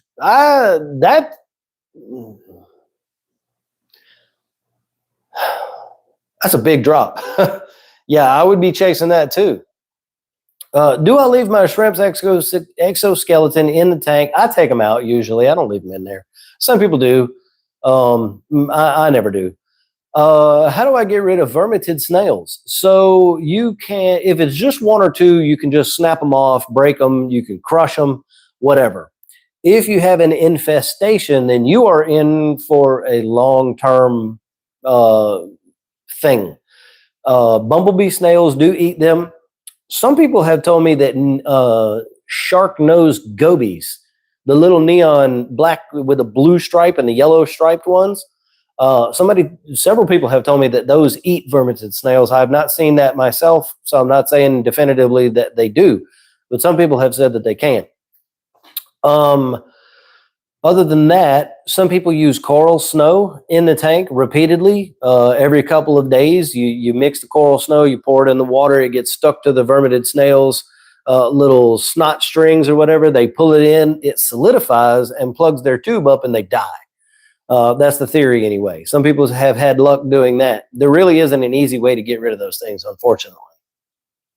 For my nano, I want to attempt to reduce the daily pH swing while maintaining a stable alkalinity. What are your thoughts on dosing AFR during the day and Brightwell Alkaline 8.3 at night? I do not like pH buffers. So I think that's an alkalinity buffer, but considering it's 8.3, it's probably a pH, but I don't like pH buffers. pH buffers are going to eventually result in a scenario where your alkalinity is too high for you to continue using that pH buffer. You're no longer going to be able to use it, and then you're going to be faced with the situation of, what do I do now? So it's really how it depends on how much the pH is swinging. If your pH in your nano is swinging from like 8.3 to like 7.8, then yeah, I would say do something about that. If it's swinging from 8.3 to 8.1, I wouldn't worry about it. Tanks go through a natural circadian rhythm of pH every 24 hours. Mine changes from 8.1, 8.2 to about 7.9 or whatever, and it's not a problem. It's not going to be a problem. That's normal. Even in the ocean, it does that in some places. So I wouldn't worry too much about it as long as it's not a big swing. If it's a big swing, I would concentrate on taking care of the pH problem without affecting the alkalinity by the use of a CO2 scrubber or a skimmer, introducing clean air into that room, stuff like that. Best method to dose alkalinity, mag and cal into a system without the use of an auto doser. Definitely do not pour in the full amount that you need all at once. Do not, under any circumstances, do that. If you do not have an auto doser, the first thing that I would recommend doing would be trying to achieve daily or near daily water changes. That also is probably going to require some automated equipment. Wow. Okay. Let me think about this for a minute. For calcium, you could run a calcium reactor, and that would, I mean, in a way, it's an auto doser, but not really. It is an automated way of replacing the calcium without it being on a doser. Magnesium, there's not really a way that you can do that without it being on a doser, unless you're just going to manually add magnesium once a week or something like that, which you could do. Magnesium you can change by 100 ppm a day without a problem. So once a week, if you brought your magnesium up by 100 ppm, that would be okay. Alkalinity, no.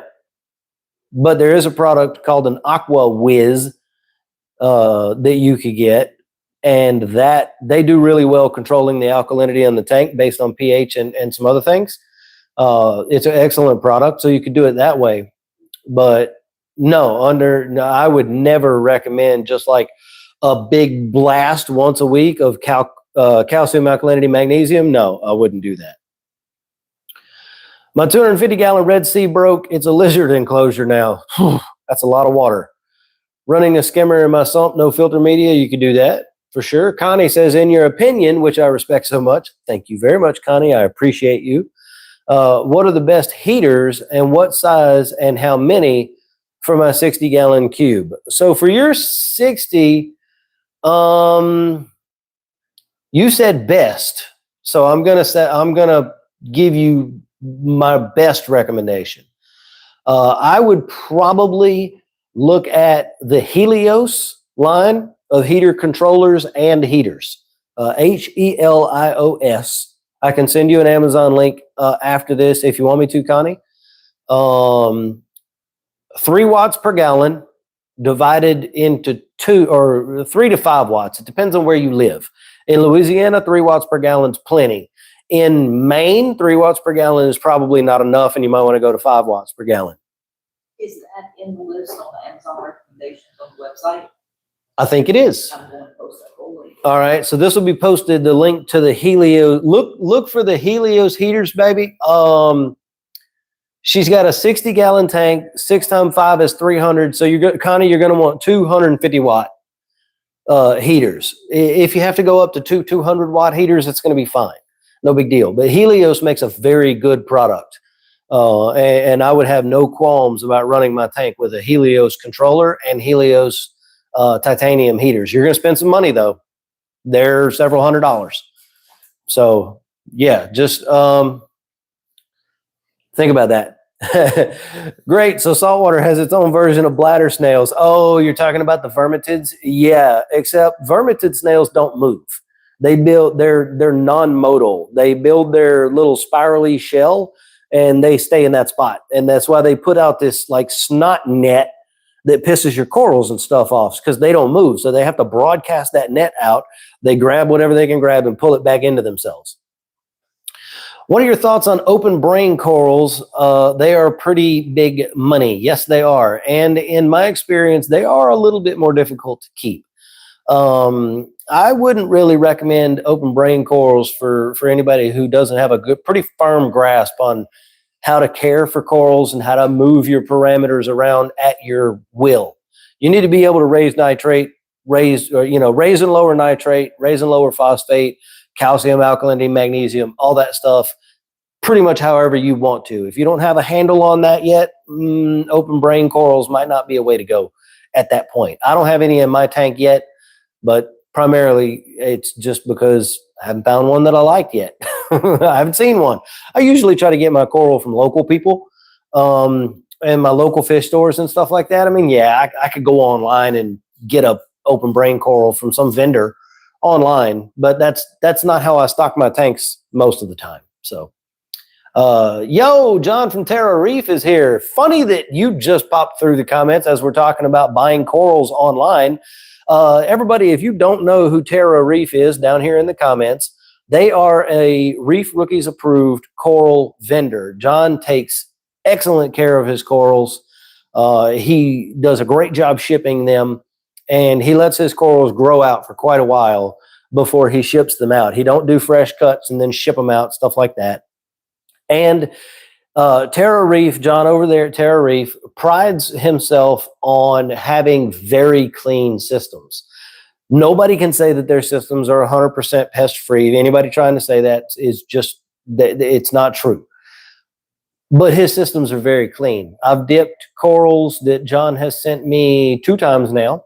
Is it 2 times or 3 times? I think I've had 2 boxes from John over at Terra. And both times, absolutely nothing came off any of the corals that I dipped. And everything that he has sent me has lived. Nothing from him has died so far. It's been a very good experience. So if you are looking for some corals and you're looking for a good online vendor, go follow, well, I'm pointing to it, but it's probably not there for you. Look up Terra Reef, www.terrareef.com, and check out the selections he's got. I think you'd be happy with those. 8.3 is an alkalinity buffer that won't go above 8.3 pH. I wonder how they do that. That's interesting. I need to look into that more. It's an alkalinity buffer that doesn't go above 8.3 pH. Interesting. So it's not a pH buffer. So what I was saying before about pH buffers being a problem doesn't apply to that product. See, I don't know every single product that's on the market, guys. I know a lot of them, but I don't know all of them. I mean, I try to stay informed on as many as I can, but you know how many products there are on the market and new ones dropping every day. We are getting to the point now where medias and things are being made that have that ability. So like Fauna Marin has a phosphate media that will reduce your phosphates to 0.04, but it won't go below that number. And it's very interesting how they're able to do that. And I don't have my brain completely wrapped around how it works yet, because it's a physical thing with that media. The physical size of the pores of the media prevent letting the phosphates drop any lower than that. It's really interesting. So with that product being an alkalinity buffer that don't let the pH go above 8.3, maybe that's a good idea. Your pH swing is 7.5 to 8.1. Yeah. So I would recommend that you begin looking at what's going on in your home around the tank at the time that swing is taking place. So if you wake up in the morning and it's 7.8 and right before you go to bed it's 8.1, what's happening throughout the middle of the night where the CO2 is increasing to the point where it's dragging pH down that far?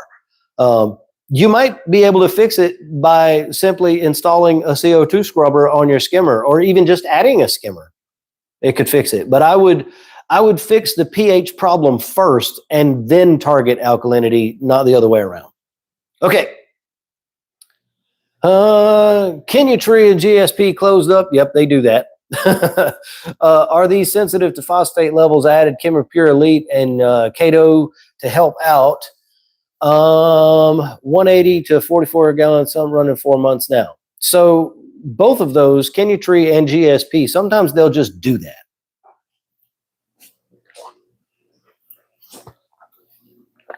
I need a snack.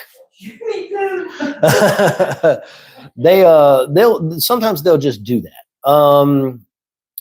Those ones particularly usually aren't that sensitive to nutrient levels, but they would be sensitive to pH swings, alkalinity swings, and things like that are more the serious kinds of stuff. 180 gallon, 44 gallon sump running 4 months now. Added Chemipure Chato to help out. What are your levels, Fish Dad?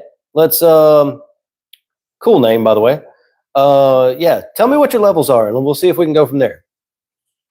I always follow your channel. I've learned a lot, Logan. Thank you. Well, thank you very much for following the journey, being a part of all of that. It's very much appreciated. Connie says, thank you. Money, no problem with the tank so far. Hey, you're in a good situation then. So yeah, the Helios are good heaters. Do you suggest any other online vendors for livestock? Looking into Terra Reef for corals for sure. So I have a local guy to me. He's on Facebook. He's got a Facebook group, and his name is Andrew Hashi, and the group name is Andrew Hashi Signature Corals. Andrew spelled normally, Hache is the last name, and then Signature Corals. He's got really good stuff. His tanks he doesn't have a big pest problem, but he's got some bristleworms and some anemone, some aptasia stuff in his tank. So you may want to clean your frags off when you get them from him, but he has very good corals. He takes good care of his corals. It's a great place. Also, another one is a person I know, Krista Bedell, and her partner, I think Paige, Krista and Paige at K&P Aquaculture. You can find them on Facebook, probably Google their name too. They like to put together coral packs. So you'll get like 2 zoas, a bird's nest, and a baby Gonapora for $200. Stuff like that. Sometimes it's less than that. Sometimes it's more, depending on what the corals are. They have very good, very clean corals as well. So those are a couple of vendors. High Tide Aquatics in Oakland, California, ships all over the United States. They do a really good job with their shipping and their corals too. Other than that, I don't really want to say too many more because it would just be names of people that I've never dealt with. But if anybody else has had a good experience with a coral vendor, you can drop that recommendation in the comments below. Please don't self-promote your own business. I'm just asking for recommendations. So yeah, there's a few that you can take a look at. Armor says, I have 120 gallon, 4 foot, okay, 4x2x2 with a center brace on top. What is the best budget reef lighting you would recommend? That's funny that that came up, huh? My wife and I were talking about that before the stream. It doesn't have to be the best, but I don't want to buy again if not needed. So basically, reef lighting usually breaks down into, it can cover a 2-foot cube of space. So you're going to need 2 lights at least, unless you go with like those strip lights, the really long ones. But best budget reef lighting you would recommend. So here's what I want to tell you to do. Instead of going into all of it here, I've made a video on that recently. See how I combine those 2 words? Y'all have no idea how much stuff I have to cut out of my videos. It's ridiculous. But I did a video a month and a half ago. It's down my feed a little bit, but you'll find it. I'm holding up a Viper Spectra 165. My wife is going to go drop the link to that video in the comments. So just hang on. We'll have a link for you in a second. I cover like 15 reef keeping lighting in that video in more depth. Now, the first few are smaller than you're going to be able to use for your tank.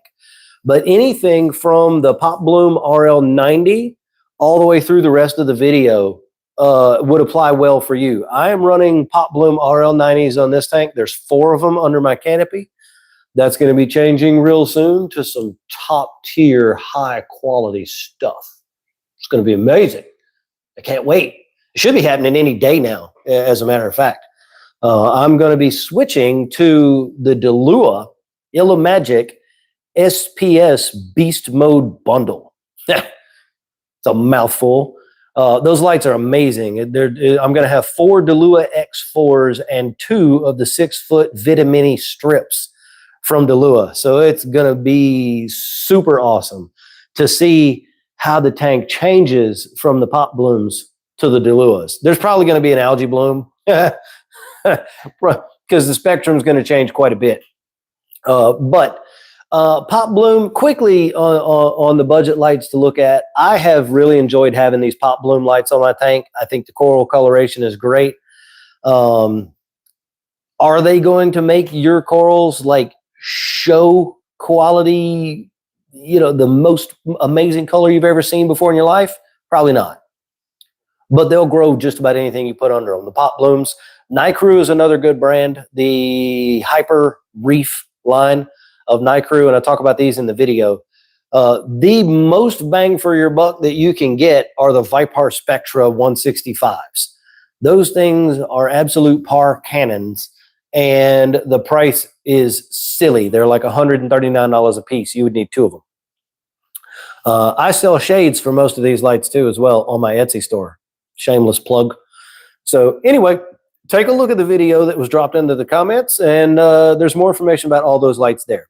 So yeah, I use Red Sea Coral Pro. This time when I opened up the new bucket, the mag is just 1260. Shake the bucket up. Flip it upside down, turn it around, flip it over, kick it down the street. Do whatever you got to do to mix it up, and then mix up a gallon and retest the magnesium. It could be, if that bucket sat for a long time, it can stratify inside the bucket and the traces begin going to the bottom because they're literally mixed in. It's a powder that's mixed in with the salt to make the magnesium where they want it to be. So shake the bucket up. If it still doesn't mix correctly, contact Red Sea and see what they're willing to do about it. The halfway mark. I'm at the halfway mark. Yep. What of the stream? Of the stream. Oh, Cool. We've been going an hour and a half.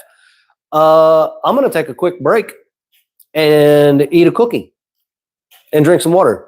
Don't go anywhere because I'm going to be back in like 2 minutes. So you'll just hang out with me. Let me push this button. So you know what? Whatever. You'll just hear me eat a cookie or something. I'll eat a cupcake. That's silent. But anyway, it's been a good stream so far. Had a lot of great questions and stuff. I just need to take a break. I've been talking nonstop for an hour and a half.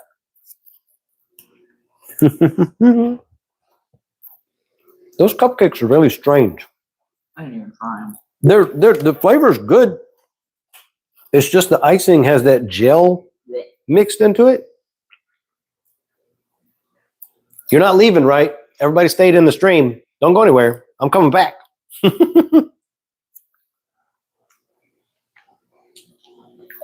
I actually like these cupcakes quite a bit. Oh, and Tina, you can be jealous if you want to. I'm going fishing tomorrow. Tina and her husband enjoy fishing too, for the same kind of fish, speckled trout, stuff like that. We have had to completely reorganize my schedule because I have a problem staying on task. And my wife has now posted it on the refrigerator and has informed everyone in the house that if I'm doing something that isn't on that schedule, that they are to correct me and tell me to go back to work. So now I have at least 6 people in this house that are going to be policing my activities to make sure that I'm doing what I'm supposed to be doing at the time that I'm supposed to be doing it. When I come back over to the tank, we'll take a quick tank tour.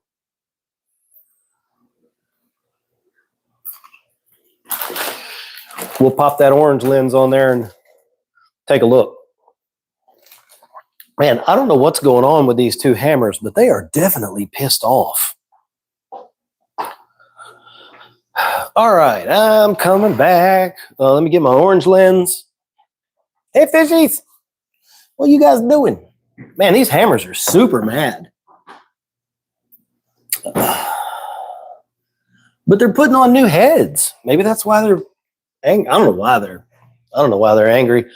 I don't think they like the nutrients. All right, let me grab the phone. And we'll go ahead and get the orange lens. I use the ice cap one. Look, we'll do it like this. Boom. Flip it around. Check it out. Pow. I need to adjust it. The whites are on in the tank as well, so the orange lens is making it look really blown out. So maybe we'll just do it without. Pretty rock flower. See my off hammers over there? Come on, fish. That one's mad, and the one right back there is mad. But the one right next to it is fine. You see what I'm saying? That just happens. But we'll pop that over. Yeah, the coloration doesn't look too great right now, but that's okay. I still don't know what species of fish these guys are. It's some sort of a black damsel. I've got 3 of these things. And yeah, there you go. They actually looks better with the lens. Sailfin tang, foxface, my clownfish, cleaner wrasse. I've got there he is, chalk bass. This is one of my favorite fish.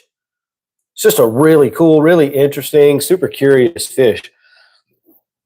That coral right there is from Terra Reef. That's a nice one. This came from my buddy Andrew Hash that I was telling you about. Those acros up there are from Terra Reef. I'll take this bag off. Some of this stuff I got from Coral Shows. Big Galaxia. There's a Project X. Okay, you can get out of the way, sir. There's a Project X Fungia plate right there. Some mushrooms of different kinds, some zoas. Yeah, the coral, the coloration is a little off because of where the lights are set right now. That came from Terra Reef too. That Micromusa right there came from Terra, so that's pretty cool. These candy canes, they came from Terra. That Australian gold did as well. Australian gold torch. Got some, that's a Slimer and Acropora up there. Pink bird's nest. That big acro back there came from Terra as well. And this is what I was saying about the pop blooms. So this is that's a Walt Disney acro right there, the one that's so closest to us. And you can kind of see the coloration. To the eye, it's mostly green. It doesn't really have the other colors that Walt Disney's usually have. And it's probably because the spectrums might be a little lacking to really make that particular one go crazy, with coloration and whatnot. But they're still excellent lights. I mean, you see the corals that I'm showing you. Everything in the tank is growing.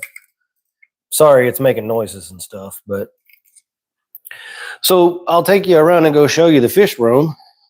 If you've never seen it before, this is my stream setup. So we'll go this way. This is the fish room back here. This 40-gallon breeder is tied into the main display. They share this common sump over here, which is a spaghetti octopus. But yeah, trace elements from Triton Labs, the MYTE trace element system, all run by Hydros, a couple different heaters and controllers and stuff. Big CO2 scrubber there. All right, so that's my ATO down there, which needs to get filled up. But yep, this is where all the magic happens. Is right back there. So let's go back up here, get all this hooked back up, and get back to talking about fish tanks. You bear with me while I get everything fixed. Okay, there we go. Tank tours are always fun. I'm going to stand up for a few minutes instead of sitting down. So let's get back to the questions. I have a 13-gallon nano, 5 months in, cycle's okay. Nitrates and phosphates dropped to 0, and cyano took over. Beat that a couple times, but nitrates and phosphates continue to drop to 0. So you may have to dose them to keep them in the ranges where we want them to be. That's what I would recommend doing. Or you could always, add fish, add other animals and things to the tank to overcome the consumption that's happening right now. It could be if you used dry rock or base rocks that were dead and they're becoming live. That process of becoming live is using up all the nutrients. So you may have to just add them to the tank. You could try feeding heavy, but I don't like that method because it generally raises phosphates more than nitrates. And it usually does it in a out of balance scenario. So dosing them is the way I would go. I always used to keep flewable carbon and ceramic rings in the sump. My tank is 25 gallons. My friend suggested to remove those and replace it with CChem Matrix. Either one's fine. They're going to pretty much do about the same thing, really. Oh, one of the 3D printers finished. That's good. How many times have you flooded your living room floor? We're not going to talk about that. Okay, next question. No, seriously, I have a big problem forgetting that I left the RODI unit on. I even have a shirt that you can get from my website that says it has a 4-stage RODI on the front, and it says you left the RODI on again. You can get that shirt from my website. It's reefrookies.com. Check it out. We're still organizing things, but it is there.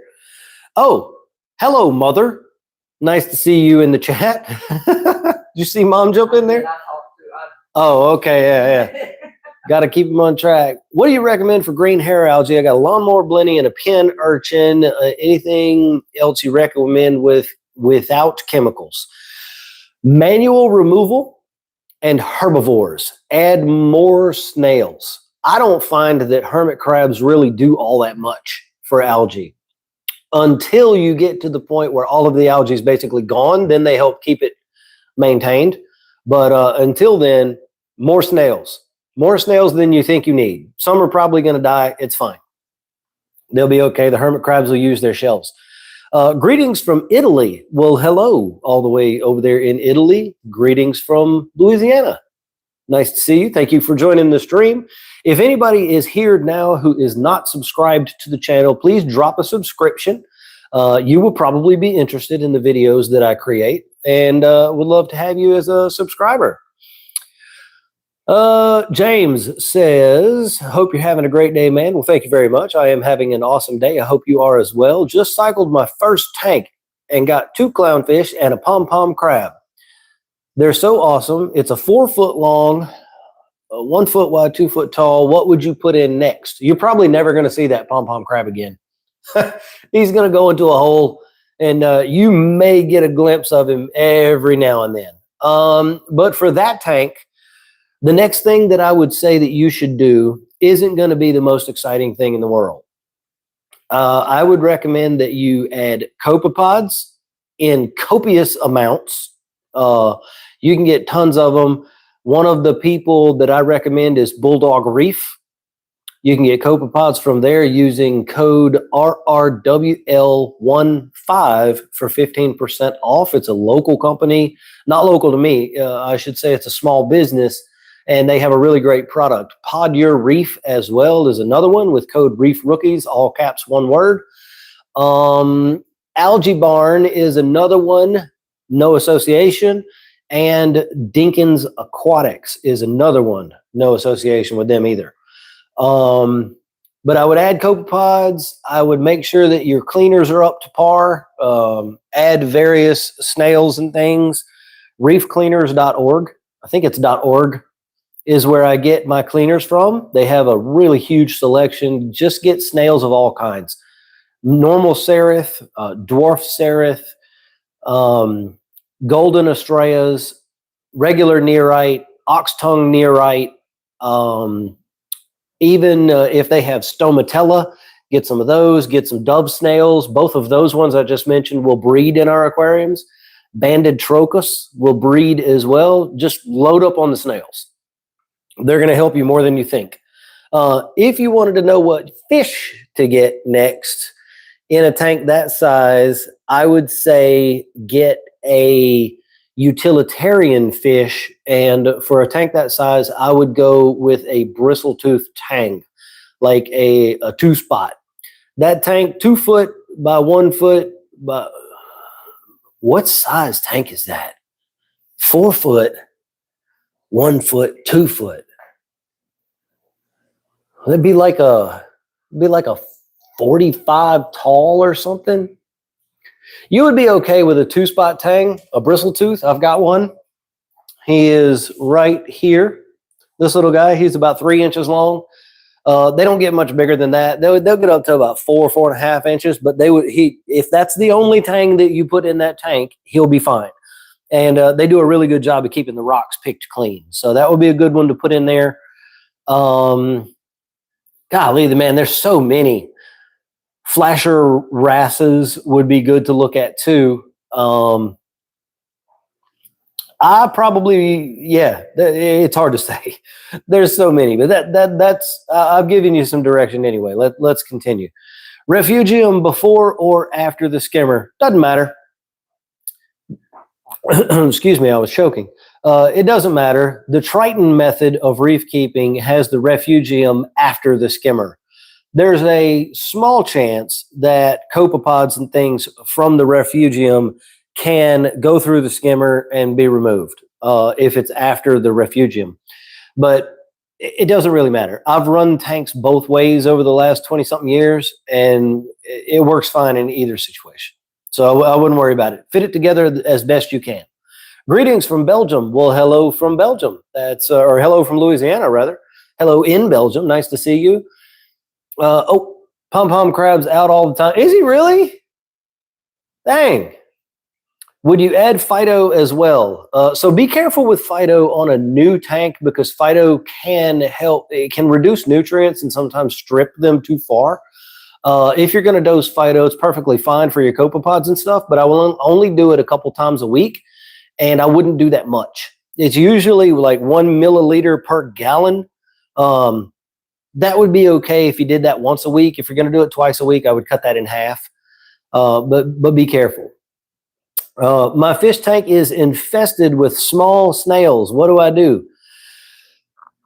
Depends on which small snails it is. They are probably colonista snails, in which case you don't need to do anything. They're just little micro snails.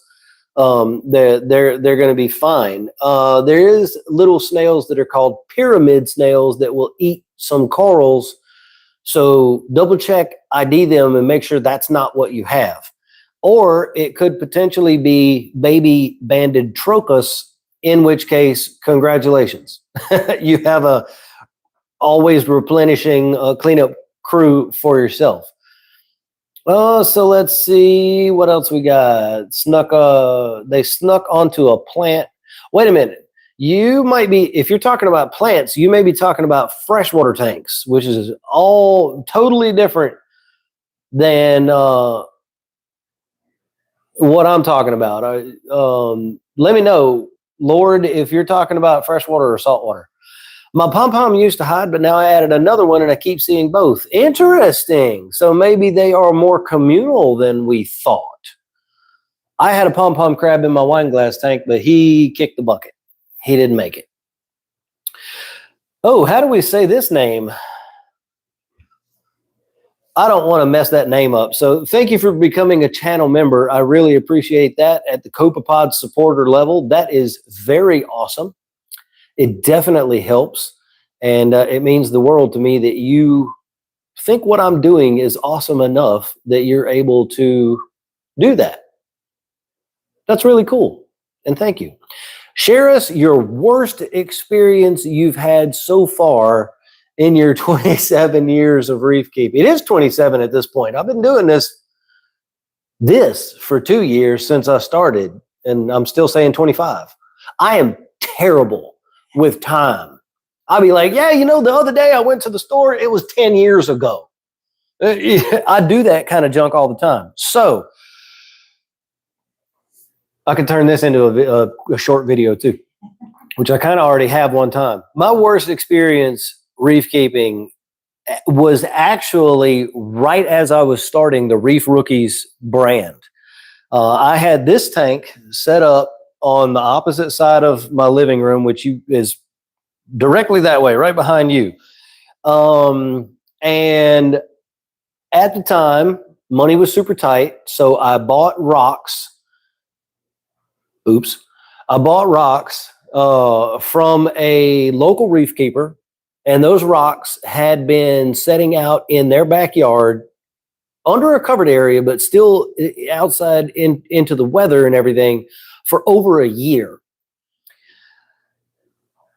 I didn't know it at the time, but those rocks came out of a tank that he was having massive algae issues with. He had some sort of algae that he couldn't get rid of.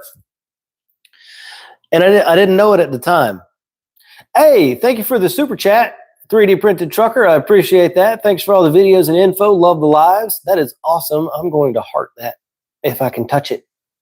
Oh, there we go. Oh, another one has come through. James says, thank you for the advice, man. It is appreciated. Well, thank you guys so much for those donations. I really appreciate that. That means the freaking world to me that you guys think that this all is worthy of that. But let me get back to the story. So anyway, I got these rocks, right, from this guy, and I set my tank up. Tank was running cool, running good. Everything was good for about 6 to maybe 9 months or so. No? Time frame. My wife's telling me, no, that wasn't that time. The tank ran good for a while, okay? And then it developed an algae problem, and I could not get rid of it. And after the algae problem, I got not 1 or 2 or 3, but in succession, all 4 major types of dinoflagellates that we see in saltwater aquaria, back to back to back to back. After I got rid of the dinoflagellates, most of my corals were dead at that point. There were some that were still alive, but not many of them. One of them, that big rock flower anem right there, has survived all this. But anyway, this tank ended up with those rocks in it. It ended up almost crashing 3 times, two times, twice. 2 times, and then we did the big move, and then the algae came back again. So yeah, it was 3 times. It didn't crash, but whatever that algae was kept coming back. Even after a muriatic acid bath, a bleach bath, and a hydrogen peroxide bath, it still came back. So obviously there was still some in the system somewhere that I didn't get.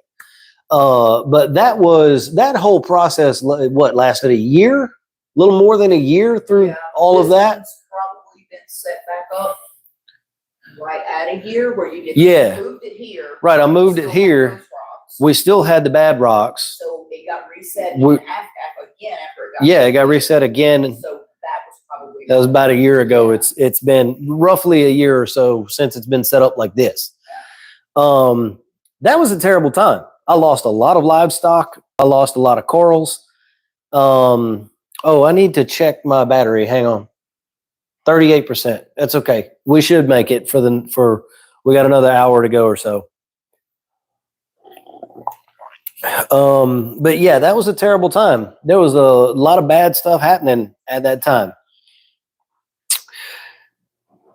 No worries, 3D printed or printing trucker. I appreciate anything that you guys do that's like that. It's very awesome. So let's get some more questions coming through. What do you guys want to talk about? I'm going to take a little bit of a voice break for a second while we see what's going on. Wait, there's more questions? I don't see that. Oh, there it is. His goldfish in his first tank went down the vent. Those were not goldfish, Mom. Those were neon tetras.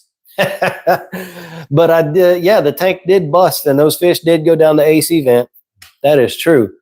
The freshwater tank with the snail problem, get yourself some assassin snails. I don't know what the species is in freshwater, but they will eat the problem snails, and then you can take them out. I started a 40 cube tank in February. I see a lot of copepods and benthos in the tank in Refugium. People advised me against introducing a sand diamond goby for protect copepods. When can I end? So a 40 February, as long as the diamond goby that you get is also eating prepared foods like frozen mysis and brine and stuff, you could put one in now. They don't exclusively feed on copepods and stuff like that. So as long as you get one that's eaten, you could go ahead and add one now. Got any opinions on UNS tanks? I actually don't. I don't know much about that tank, so I apologize, but no. Trucker says, do you know anything about having to send a Trident tester in for calibration? Just got to use one and was told to send it in.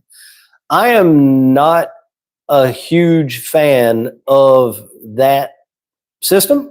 I don't like the Neptune Apex system all that much. Personally, I know a lot of people do. I've never had one. I don't like the way that it works. I don't like that there's one main sort of thing that if it goes down, it can hold back the capability of the rest of the system and stuff. Anyway, so because of that, I've never really looked into it much. So I don't know what they would have to do to recalibrate the Trident, but if they're telling you to send it in, it's probably the only thing you can do, unfortunately. What's this button do? Let me touch it.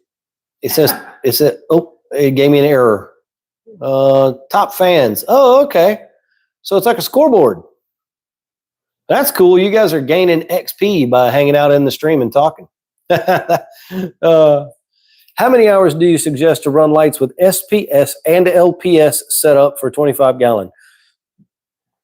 So my recommendation for light span of time is going to be pretty much the same in any coral tank. I generally recommend a maximum of 12 hours, absolute maximum with a long ramp. But usually anywhere from 8 hours of solid lighting to, 10 hours. It really just depends. I run my tank 12 hours with an hour and a half ramp up and down on either end and a 4 to 6 hour period in the middle with peak par. So the graph kind of goes up like this, and then it kind of flattens off and goes up to a peak for 4 or 5 hours, and then it trails off, right? That's kind of how my graph looks. Trucker got the Apex and Trident probes and stuff for $200. Yeah, it's a good price. That's a good price. If I was looking for automation, I might would have had to have considered that too. It's definitely a good price. But lighting, not spectrum, lighting schedule, you can generally apply sort of an 80-20 rule, right? You want 80% of your light to be blue, 20% of your light to be white, and you want 80% of the time that the lights are on to be, can we ban this frog cult guy? Thank you, baby.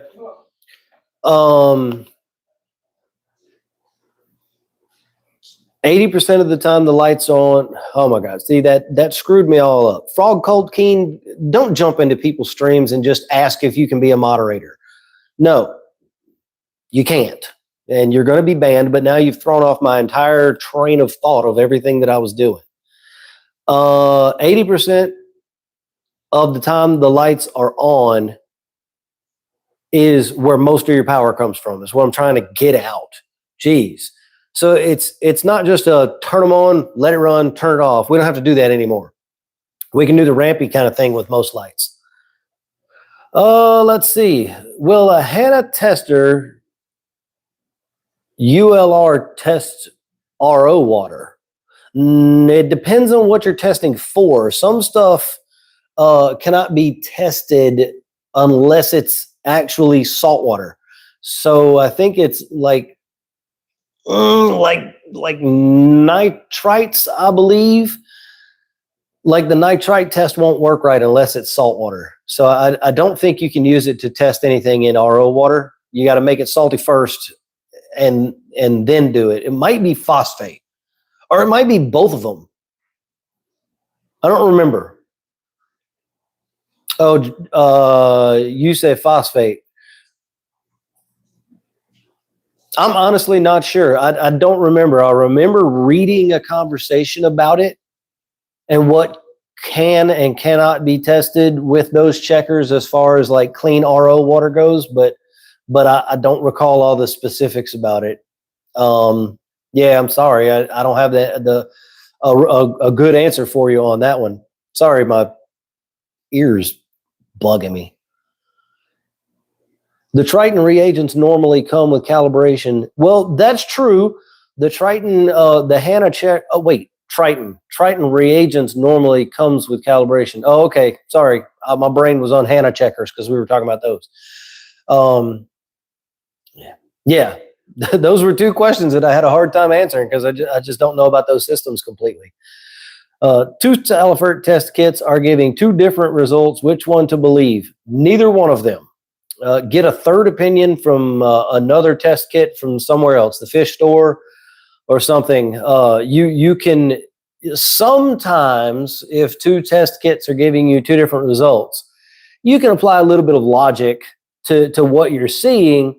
You know, if one's giving you nitrate that is 150 plus, it's just dark purple and out of this world, and the other one's giving you 10 and it's been 10 for the last 2 months, chances are it's probably 10 and not 150. But I would get a third test just to see. When is a controller like Hydros, Triton, or the Triton really necessary? That is a great question. Automation in your reef tank is never required. You can think of it as a tool to make your job as the reef keeper easier. And that is even debatable. Anything you add like that is going to come along with its own set of issues that are specific to that device. For example, my hydro system that I have on my tank is on that board that I showed y'all earlier, which is actually right behind the overflow of the aquarium on the other side of that wall. My router is 100 or so feet away through my house, through 1, 2, 3, 4, 5 walls. Hydros also only operates on a 2.4 gigahertz system. So when I installed the Hydros and moved it all into my fish room, the signal didn't go far enough. So I ended up having to buy a different router and to put a wired access point into my fish room behind me to keep my Hydros working. I wouldn't have had to do any of that crap if I wasn't running Hydros. But usually the time comes, especially for reef keepers who work away from home a lot, like trucker, sounds like he's on the road a lot, probably, or she, or they, I don't know. It's just a tool to help you manage the tank better, really, is what I'm trying to get at. It's never required. Once things get to the point where you're having to automate dosing and whatnot, that is kind of the time when automation really becomes helpful, because you can set the dosers up, you can program them, you can monitor what they're doing, all that kind of thing. So it's really, the question really becomes, at one point in your life, the sound on the sea cardinal changed and it caught my attention. The question really becomes, at what point in your own life do you need automation on your tank? It's not necessarily when does the tank need it. Does that make sense? Does that get what I'm saying? I don't know. We've been live streaming for a while. My brain's turning into mush. 1 hour left. No more than 1 hour left. No more than an hour? Okay. Let's see. So John says, reason my next batch shows 0.46 phosphate, TDS shows 0, new filters and a brand new BRS 2-stage DI filter. So your RODI water that you've made is showing 0.46 phosphate, but 0 TDS. I would not trust the test result on the phosphate. If there's 0 TDS, there's nothing in that water to create phosphate, theoretically. But phosphates are organic, and all organics don't show up on TDS meters. So it's plausible there's something that might be passing through the RODI, creating a phosphate, a higher phosphate situation, but I really kind of doubt it. So this is one of them things that I don't have a 100% answer for you. I would get a freshwater phosphate test kit. Just get an API one. The API stuff is great for freshwater. Just grab an API one, do a phosphate test on your RO with that one, and see what it says. If you have fish and corals, does higher blue light bother the fish? And do you include the purple light with the blues? Sorry if my questions are confusing. That's okay, Connie. Your questions are always compound questions. I have noticed that. You don't ever have just one. It's always multiple. But that's fine too. It's just something that I noticed. So fish really don't care about blue light much at all. Typically the fish that we keep come from zones in the ocean where it's more of a full spectrum. What we're finding out now, after additional study and things that are being done, is that there are more, well, how do I want to put this? Traditionally, we thought that only the blue spectrums penetrated very deeply into the ocean. We're finding out now that that's not the complete case, that there are other spectrums that are penetrating that deeply as well. We just weren't able to pick them up, I guess, is what you could say. So fish do they do seem to do a little better in full spectrum lighting, but I've never seen really a problem from blue. And including purple in with the blues depends on the fixtures that you have. So like with my pop blooms, I can't adjust the purples at all.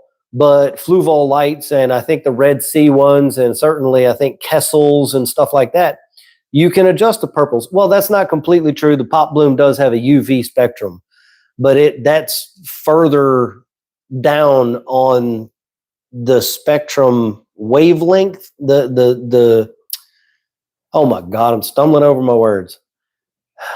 UV and purple are not the same. That's what I'm trying to get out of my mouth. So I can adjust the UV spectrums, and there is some purple in there, but usually they're considered different things. I think that answers your question. I like all the monitoring and stuff you can get with Apex and others. Yep, it's one of the best right now for monitoring things. Da-da-da. What's the delta between the results? Oh, y'all must be having a different conversation.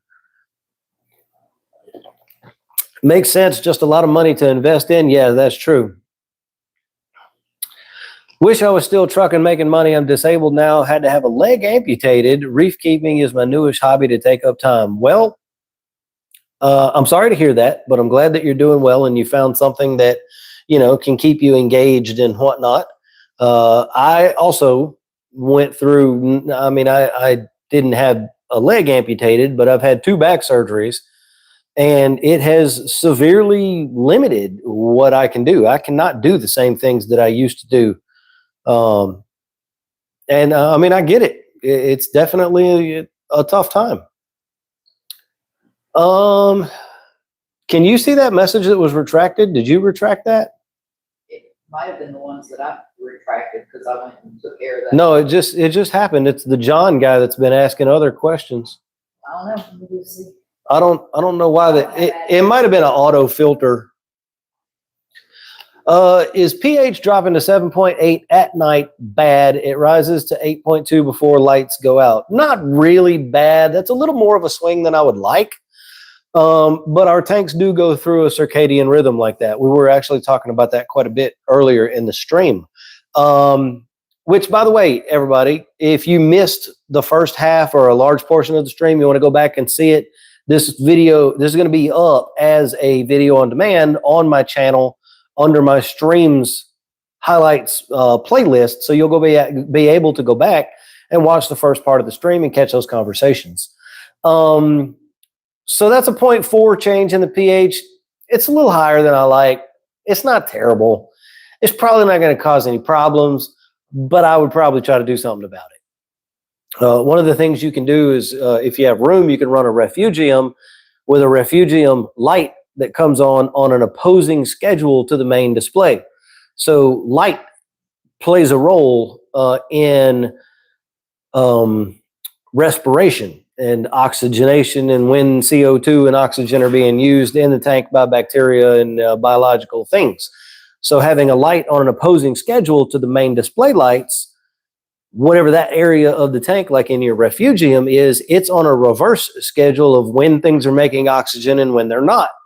And so it can help smooth out your pH at night when the main display lights are off. There's other ways to do it, but with a 0.4 change, I would probably try to get a little more control over the pH than that. I would try to tighten that up just a little bit, but that's borderline chasing numbers because it's still within range. It's still above 7.8. 7.8 is fine.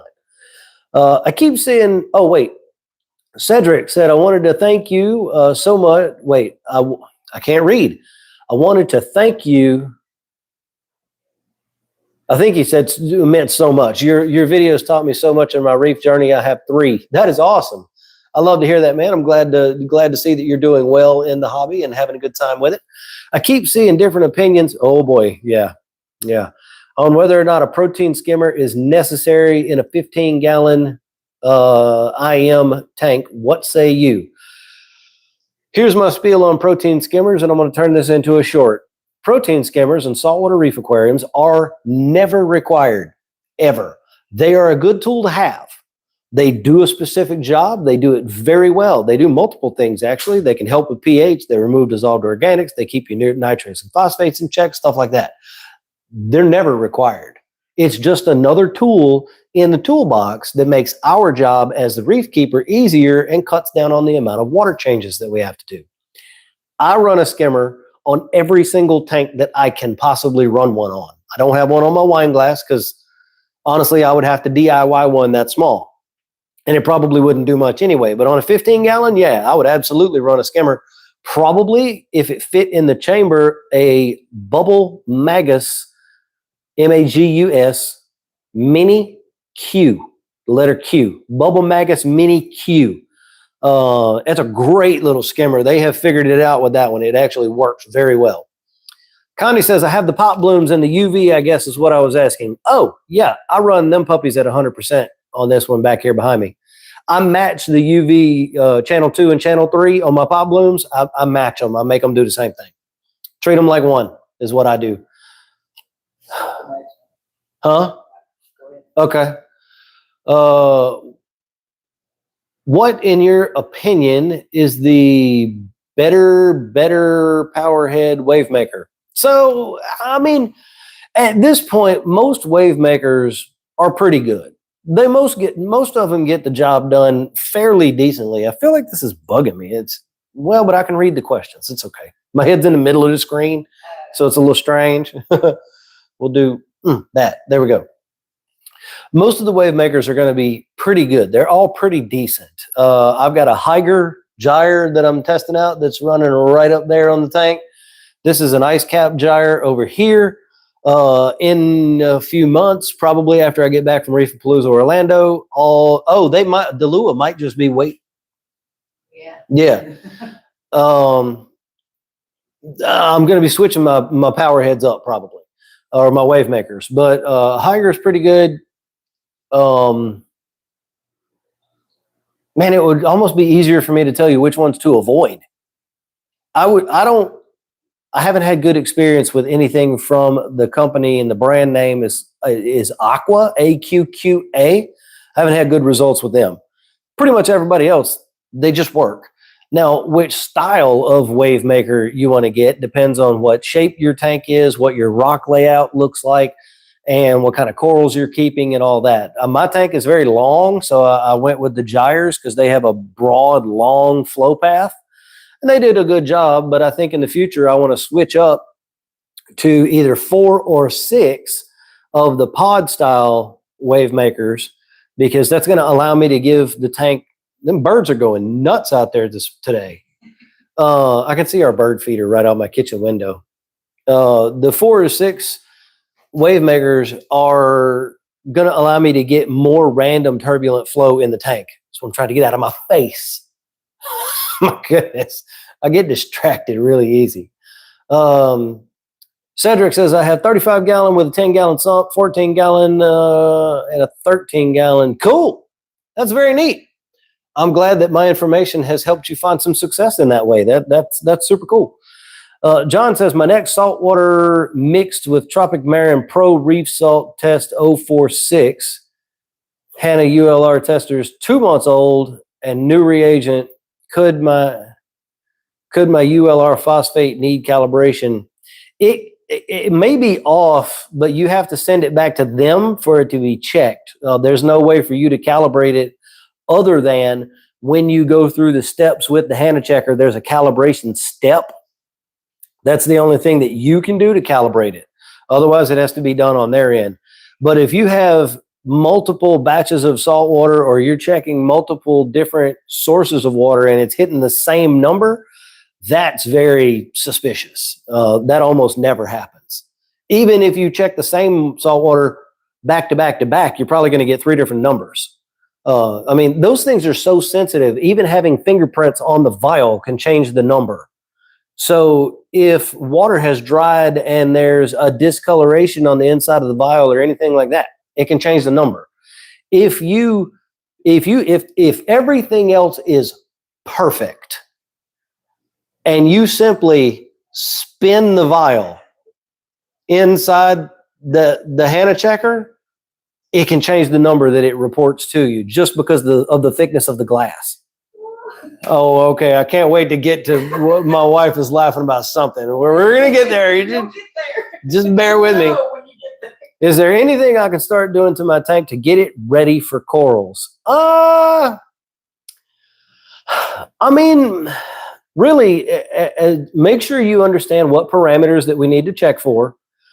Salinity, temperature, nitrate, phosphate, pH, calcium, alkalinity, magnesium. Make sure you know those and what the ranges are supposed to be and how to test for them and that you can test for them. Temperature, I think, that one as well. That's really, I mean, make sure your lights are going to give you enough par, but that's really it. There's never really a magic point where a tank is like ready for corals. It's just you just have to get some in there and see how things go and make adjustments as you go along. I really don't even like that term, like I'm waiting for my tank to be ready for corals. Corals can go into a tank on day one, depending on what species of corals they are. They are not affected by ammonia at all. Well, actually, they prefer consuming ammonia for fuel because it takes more of the work out. When corals consume nitrates, they have to reverse convert it back down into ammonia before they can use it. So there is no sweet spot where the tank is like ready for corals. You just have to start. Put something in there. Put a coral in there this afternoon. Go get one today, as long as your parameters are where they should be. What's your recommendation on introducing a new fish to the display tank after quarantine? Usually, it depends on the fish. Any tangs or fish that could possibly have aggression, I would recommend a 2-week in an acclimation box in the main display, so the other fish and they can all become acquainted and smell each other and all of that stuff. If it's like clownfish or wrasses or something like that, they just get put in the tank. No big deal. Wouldn't even worry about it. Just got my calc reactor hooked up and need to dial it in. Yep, that's always a thing. Terra Reef said had to step away. Back now. Our large aquaculture system has refugiums that are on a reverse daylight cycle, and our largest coral trough is also reverse daylight.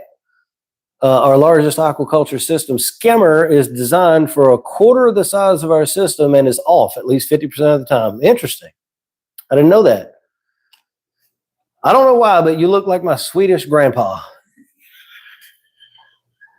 Your Swedish grandpa's a good-looking guy, I guess. I don't know. That's why I was like, Yeah, I figured that's the one you're probably laughing about. Hey, I mean, whatever.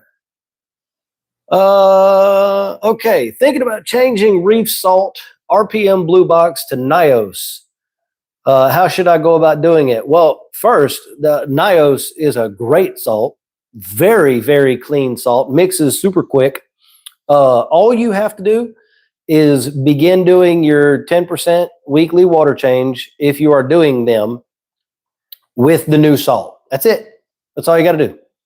If you're not doing 10% weekly water changes, begin doing 10% weekly water changes using the new salt water.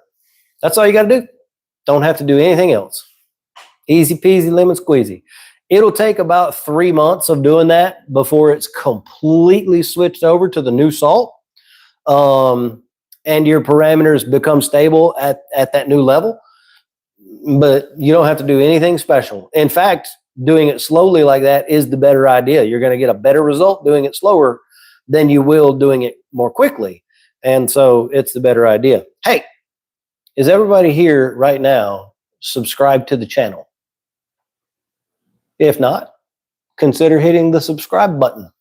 Thank you very much for that. I do appreciate it. We are trying to grow this thing into a business, so all the subscriptions help. What do we got here? How do you keep your tanks cool in the summer? Well, we live in Louisiana, so our home is equipped with a whole home HVAC system. Now, I do understand that everybody all over the world doesn't have that.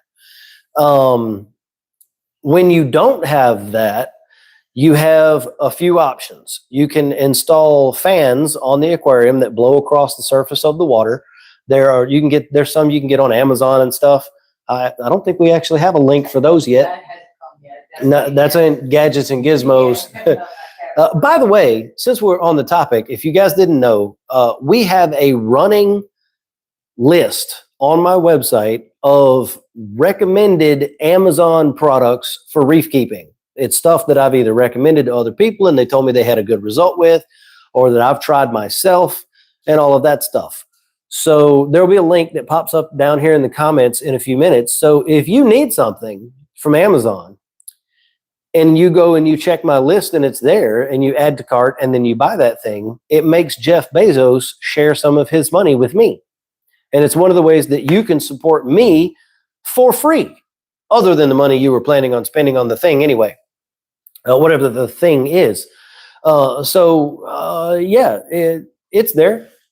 We're going to expand that list We got 4 or 5 more categories to do. That's why I was asking my wife a second ago about the fans. They're not on the list yet. There's the link right there.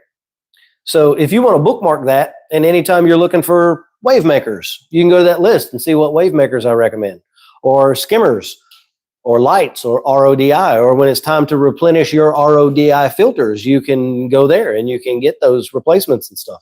And it helps me out. I make a little kickback from Amazon, and it doesn't cost you anything. So you're starting a mini 4-gallon. That's going to be an exciting thing. Is it your first tank, Sam, or do you have other tanks as well?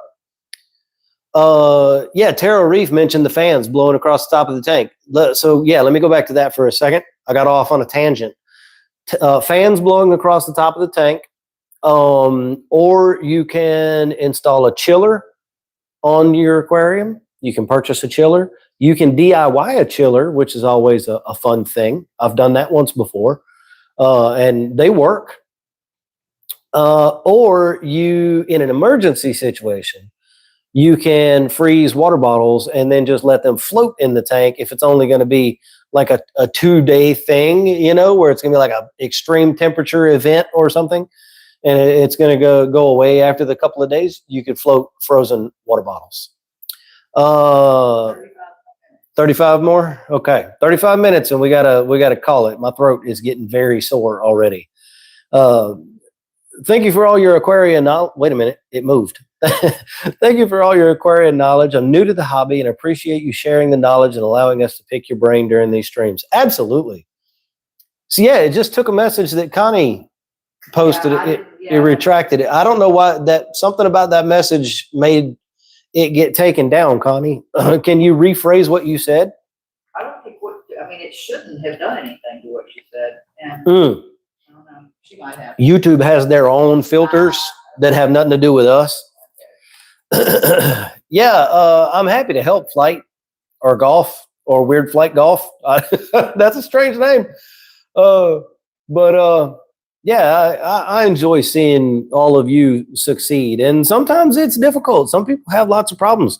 You know, Connie has a tank that has been high nitrates for like a year or something like that. She's been trying to get them to come down. They just won't do it.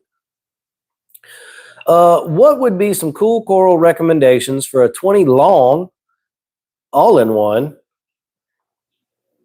20 long all-in-one. Did you make that yourself? I don't know of a 20 long all-in-one mass-produced. Doesn't mean it isn't, because I don't know everything, but I have an AI Hydro 44 Edge. So realistically, I think I can light it for anything, but it's my first tank and would like some suggestions. Okay. Blastomusa is a good one. Micromusa is also a good one. People commonly call those Blastos and Acans. Technically, Micromusa are not Acan, but that's what they used to be called, and that's what people still call them. Duncan Coral. I always forget which ones are my go-to recommendations for beginners. A really good SPS, like stick-type coral for a beginner, is called Anacropora, all one word, A-N-A, Anacropora. You're right with that light on. Huh? We do have a video. We do have a video. The 8 corals for beginners. Okay. We're going to put a link in the comments for a video talking specifically about this topic, like corals for beginners. Some of the ones that I just mentioned are going to be in the video. Some, I think some other ones are in there too. But those are good ones. Rock flower nyms are pretty good as well. They're pretty easy to take care of. But yeah, there's going to be a video link popping up in the comments here in just a second. That is 8 great corals for beginners or even lazy reef keepers. I fall into the latter category. Just started my saltwater 9-gallon, but I don't have a heater in it yet. Is it really necessary for a heater to be in the tank for a healthy system? Well, that depends completely on what the temperature of the system is. We need to maintain a temperature between 75 and about 82 Fahrenheit. So if your tank and where you live and your situation, if your tank is chilling at 76 without a heater, then you don't need a heater. If it's chilling at 81, you're good.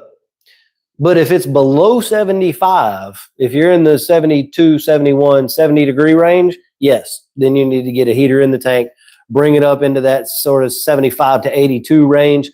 We used to say 76 to 83, but it's kind of shifted down a little bit. I'm actually running my tank at 76.5. It's been fine.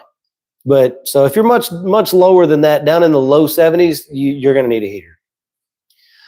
Thank you so much for the constant information. You and Just Fish, hey, a local in Biloxi has made my first tank fairly simple. Keep doing what you do. Thank you, Daryl. I appreciate that. I know Gerwin, not really personally, but I've been in Just Fish several times. I know of him. Those guys run a good thing over there. That's one of the better local fish stores in the Gulf South, I would say. So yeah, any advice that you get from them, I would follow it. I think that, I mean, they've been doing it a really long time. It's a good store. So I think between them and me, I think we got you covered. Higer has a good fan we got for the axolotl tank that works great. Cool. Yeah, there is a couple of fan options like that. Manuel says, good afternoon. At what time is it best to dose aminos? Morning or night? So I really don't like dosing amino acids. I don't think that most tanks need them. However, some tanks benefit from them, and if your tank falls into that category, so be it. I would dose them right before lights out. So like an hour before the lights goes off. Because at that point in the day, the corals, as long as your lights are on a schedule, the corals know the lights are going to go off at that time, and they begin switching from photosynthetic nutrition intake to active feeding. Dosing aminos in the morning really doesn't do anything. The skimmer, the filtration, whatever is going to take it out. Dosing them in the evening when the corals are switching from photosynthetic over to active means that some of those amino acids might actually get uptaken by the corals. Now, having said that, I hate amino acids. Nah, hate's a strong word. I don't like recommending amino acids to people because, like I said, most tanks don't need them. Most tanks are not at the level where amino acids like Red Sea AB Plus and all the other ones that look like alien blood, the neon green when you put them in the tank. Most tanks are not at the level where they're going to see the result of doing that, is what I'm trying to say. So, I mean, I could put amino acids in my tank right now, and it's probably not going to make a bit of difference. It's probably not, because my tank looks just about as good as it can look right now with the lighting and the elements and minerals and nutrition that I have. It's really not going to do much for me. And because of the fish foods and things that I feed, I know through ICP testing that my tank is not diminished on amino acids. It's getting in there in other ways. So anyway, long answer to your question. Best time, do it before the lights go off. Oh, Connie took her own thing down because due to got you. Okay. Happy Easter, Caleb. Tara loves Micromusa. Yep. That link is for our site, not Logan's video. Oh, it might not have posted their link. I don't know. Well, we got a link messed up. It'll be okay. It's a live stream. We're just winging it. I recently got a flame hawk, put it in a box for 2 weeks, let it out at night after I fed, but the female clown still facing. Well, sometimes there's nothing that you can do. Sometimes fish are just jerk fish, and that's the way it goes. I mean, you did everything like you should have done. Almost splashed my water in my lap. You did everything like you should have done. Sometimes fish are just territorial, especially like if it's like a big maroon clownfish. They'll tear another fish to shreds because they're very territorial. The 4-gallon will be your first saltwater tank. Okay, Sam, your absolute best friend. There's two things. Do not overmanage the tank and water changes. Those are going to be your two best friends. With a 4-gallon tank, people often get into the habit of, I need to constantly be messing with and adjusting the tank. No. What that tank needs most is stability. And stability comes from us leaving it alone. My wine glass tank that I have over here, I'll show it to you. It looks like crap right now because I haven't cleaned it recently. That's a 2-foot tall wine glass tank. It holds about 2.5 gallons of water, maybe 3. It looks like crap, sorry. I set that tank up and I put some live rock in it. And I put a couple of little pieces of coral in it, a digitata, a pulsing zinnia, a green bird's nest, and a purple stylopora, little frags. I didn't touch it again for 6 months. It went through all kinds of phases. Diatoms showed up, dinoflagellates showed up, all this stuff showed up. Eventually, all that went away. If I were to take you over there and look from the top down into that tank, the corals look great. The glass looks like crap because I haven't cleaned it, but the corals look great. I'm actually getting ready to reset that tank again. The corals are getting too big for it. Why don't Full maintenance day on the schedule now. Yeah, there's a full tank maintenance day on my schedule now. Let's go look at the top-down view of this wine glass tank. I'll show you what I'm talking about. So the tank looks like crap. There's all kind of stuff. There's cyano growing down here. There's stuff on the glass. There's green hair algae, right? And all that. But, oh, I flipped the phone. Sorry. Look at the bird's nest. And the Pocillopora, or stylo, whichever, growing. Pulsing zinnia is doing its thing. I mean, the tank is dirty. There's a digitata. I can't get it on right down there. There's like a red-brown digitata. So the tank itself, I mean, the corals and stuff are doing great. Tank looks like crap, which I know is not the goal for most people. They want the tank to look good. But that particular one, because of the compound curved glass, it's just really hard to clean. It's weird how the same topics keep coming up in the live streams, huh? Yeah. I was literally talking, I had the same topic on the last live stream. But yeah, just go slow with the tank. Don't overmanage the tank. Oh, my phone is at 24%. We're okay. 25 minutes. Okay, we should make it. I mean, if we have to stop 5 or 10 minutes early, it ain't gonna matter. So yeah, anyway, with a 4-gallon tank, go slow, do weekly 10% water changes. I mean, a 4-gallon tank, you're gonna what's 10% of 4.4? So you're gonna do a half-gallon water change every week. You can make a 5-gallon bucket and you're good for a month, 2 months. 4, don't do math on camera. Am I living on the edge if I build a DIY all-in-one Euro braced with 1/4-inch glass? I don't know. It has been a long time since I looked into the strength of glass and how thick it needs to be for a certain space. So I can't really say if you're living on the edge or not. I know if I was designing something like that, I would probably err on the side of caution and go a little thicker than what's recommended. Thank you very much. Also, I've learned a lot from your videos. I've watched a huge majority of them. Huge fan of the way you explain things to people and aren't just pushing the big brands. Thank you very much. I do have partnerships. Totally open about that. But I do try to have a balance between, talking about those other things. And the difference is I actually believe in the products that those people are sharing and collaborating with me on. Right now, I'm collaborating with Triton for their Trace Element program. It's an excellent program. I'm using it because I believe in it, and I'm bringing that information to you all. So it's a good thing. Oh, John took his question off too. Okay. Those ones that were retracted. KZ Tropical says, I have a lot of cyano, dinoflagellate, algae, BJD, and I don't know what to do. You have all of that going on at the same time?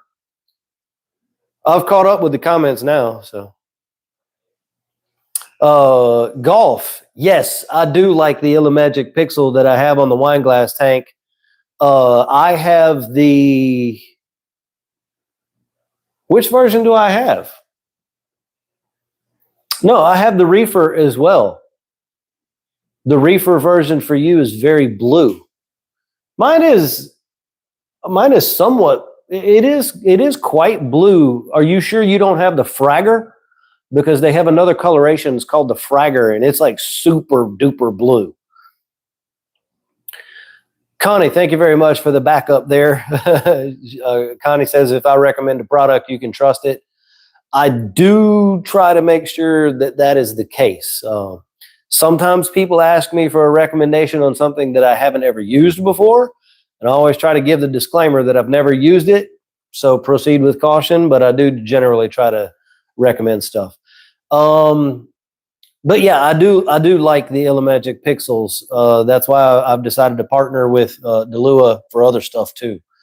It's going to be, yeah, I'm excited.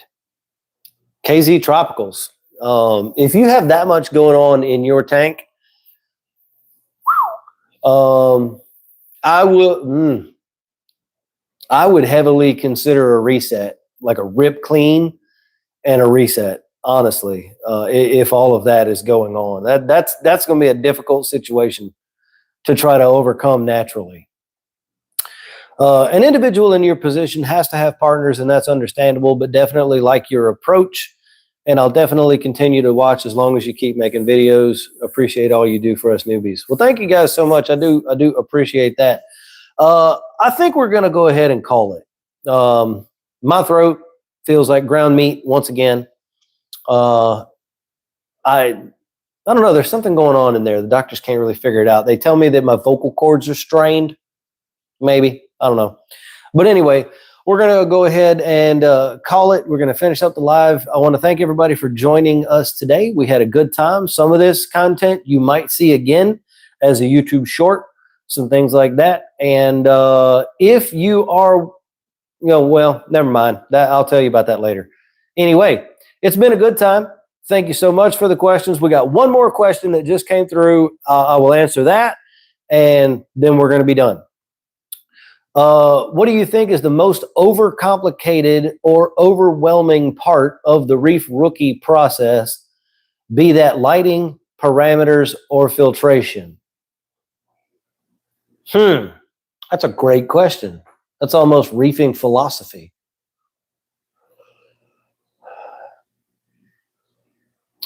The most overcomplicated or overwhelming part at this point is probably sifting through all of the BS that you find online to find good, true information. All of that other stuff comes easier once you find the good information. But sifting through all of the bad information, there's a ton of people who like to give advice who have only had a reef tank 3 months. And I don't want to dissuade anybody from ever giving anyone else advice. They may have had 3 months in exactly what that person is asking about and did a deep dive into lighting and know everything in the world about it. But sifting through the crap information that's out there is probably the most challenging part for new reef keepers now. And that's one of the things that I am trying to help with. I'm trying to put good info out that's easy for people to find in multiple places that it can be found, with multiple more places coming very soon. And yes, I will tell everybody about that when it happens. So there we go. All right, that's it. Thanks for joining us, everybody. I am signing off. I'm going to go get my boat ready to go fishing tomorrow. See ya.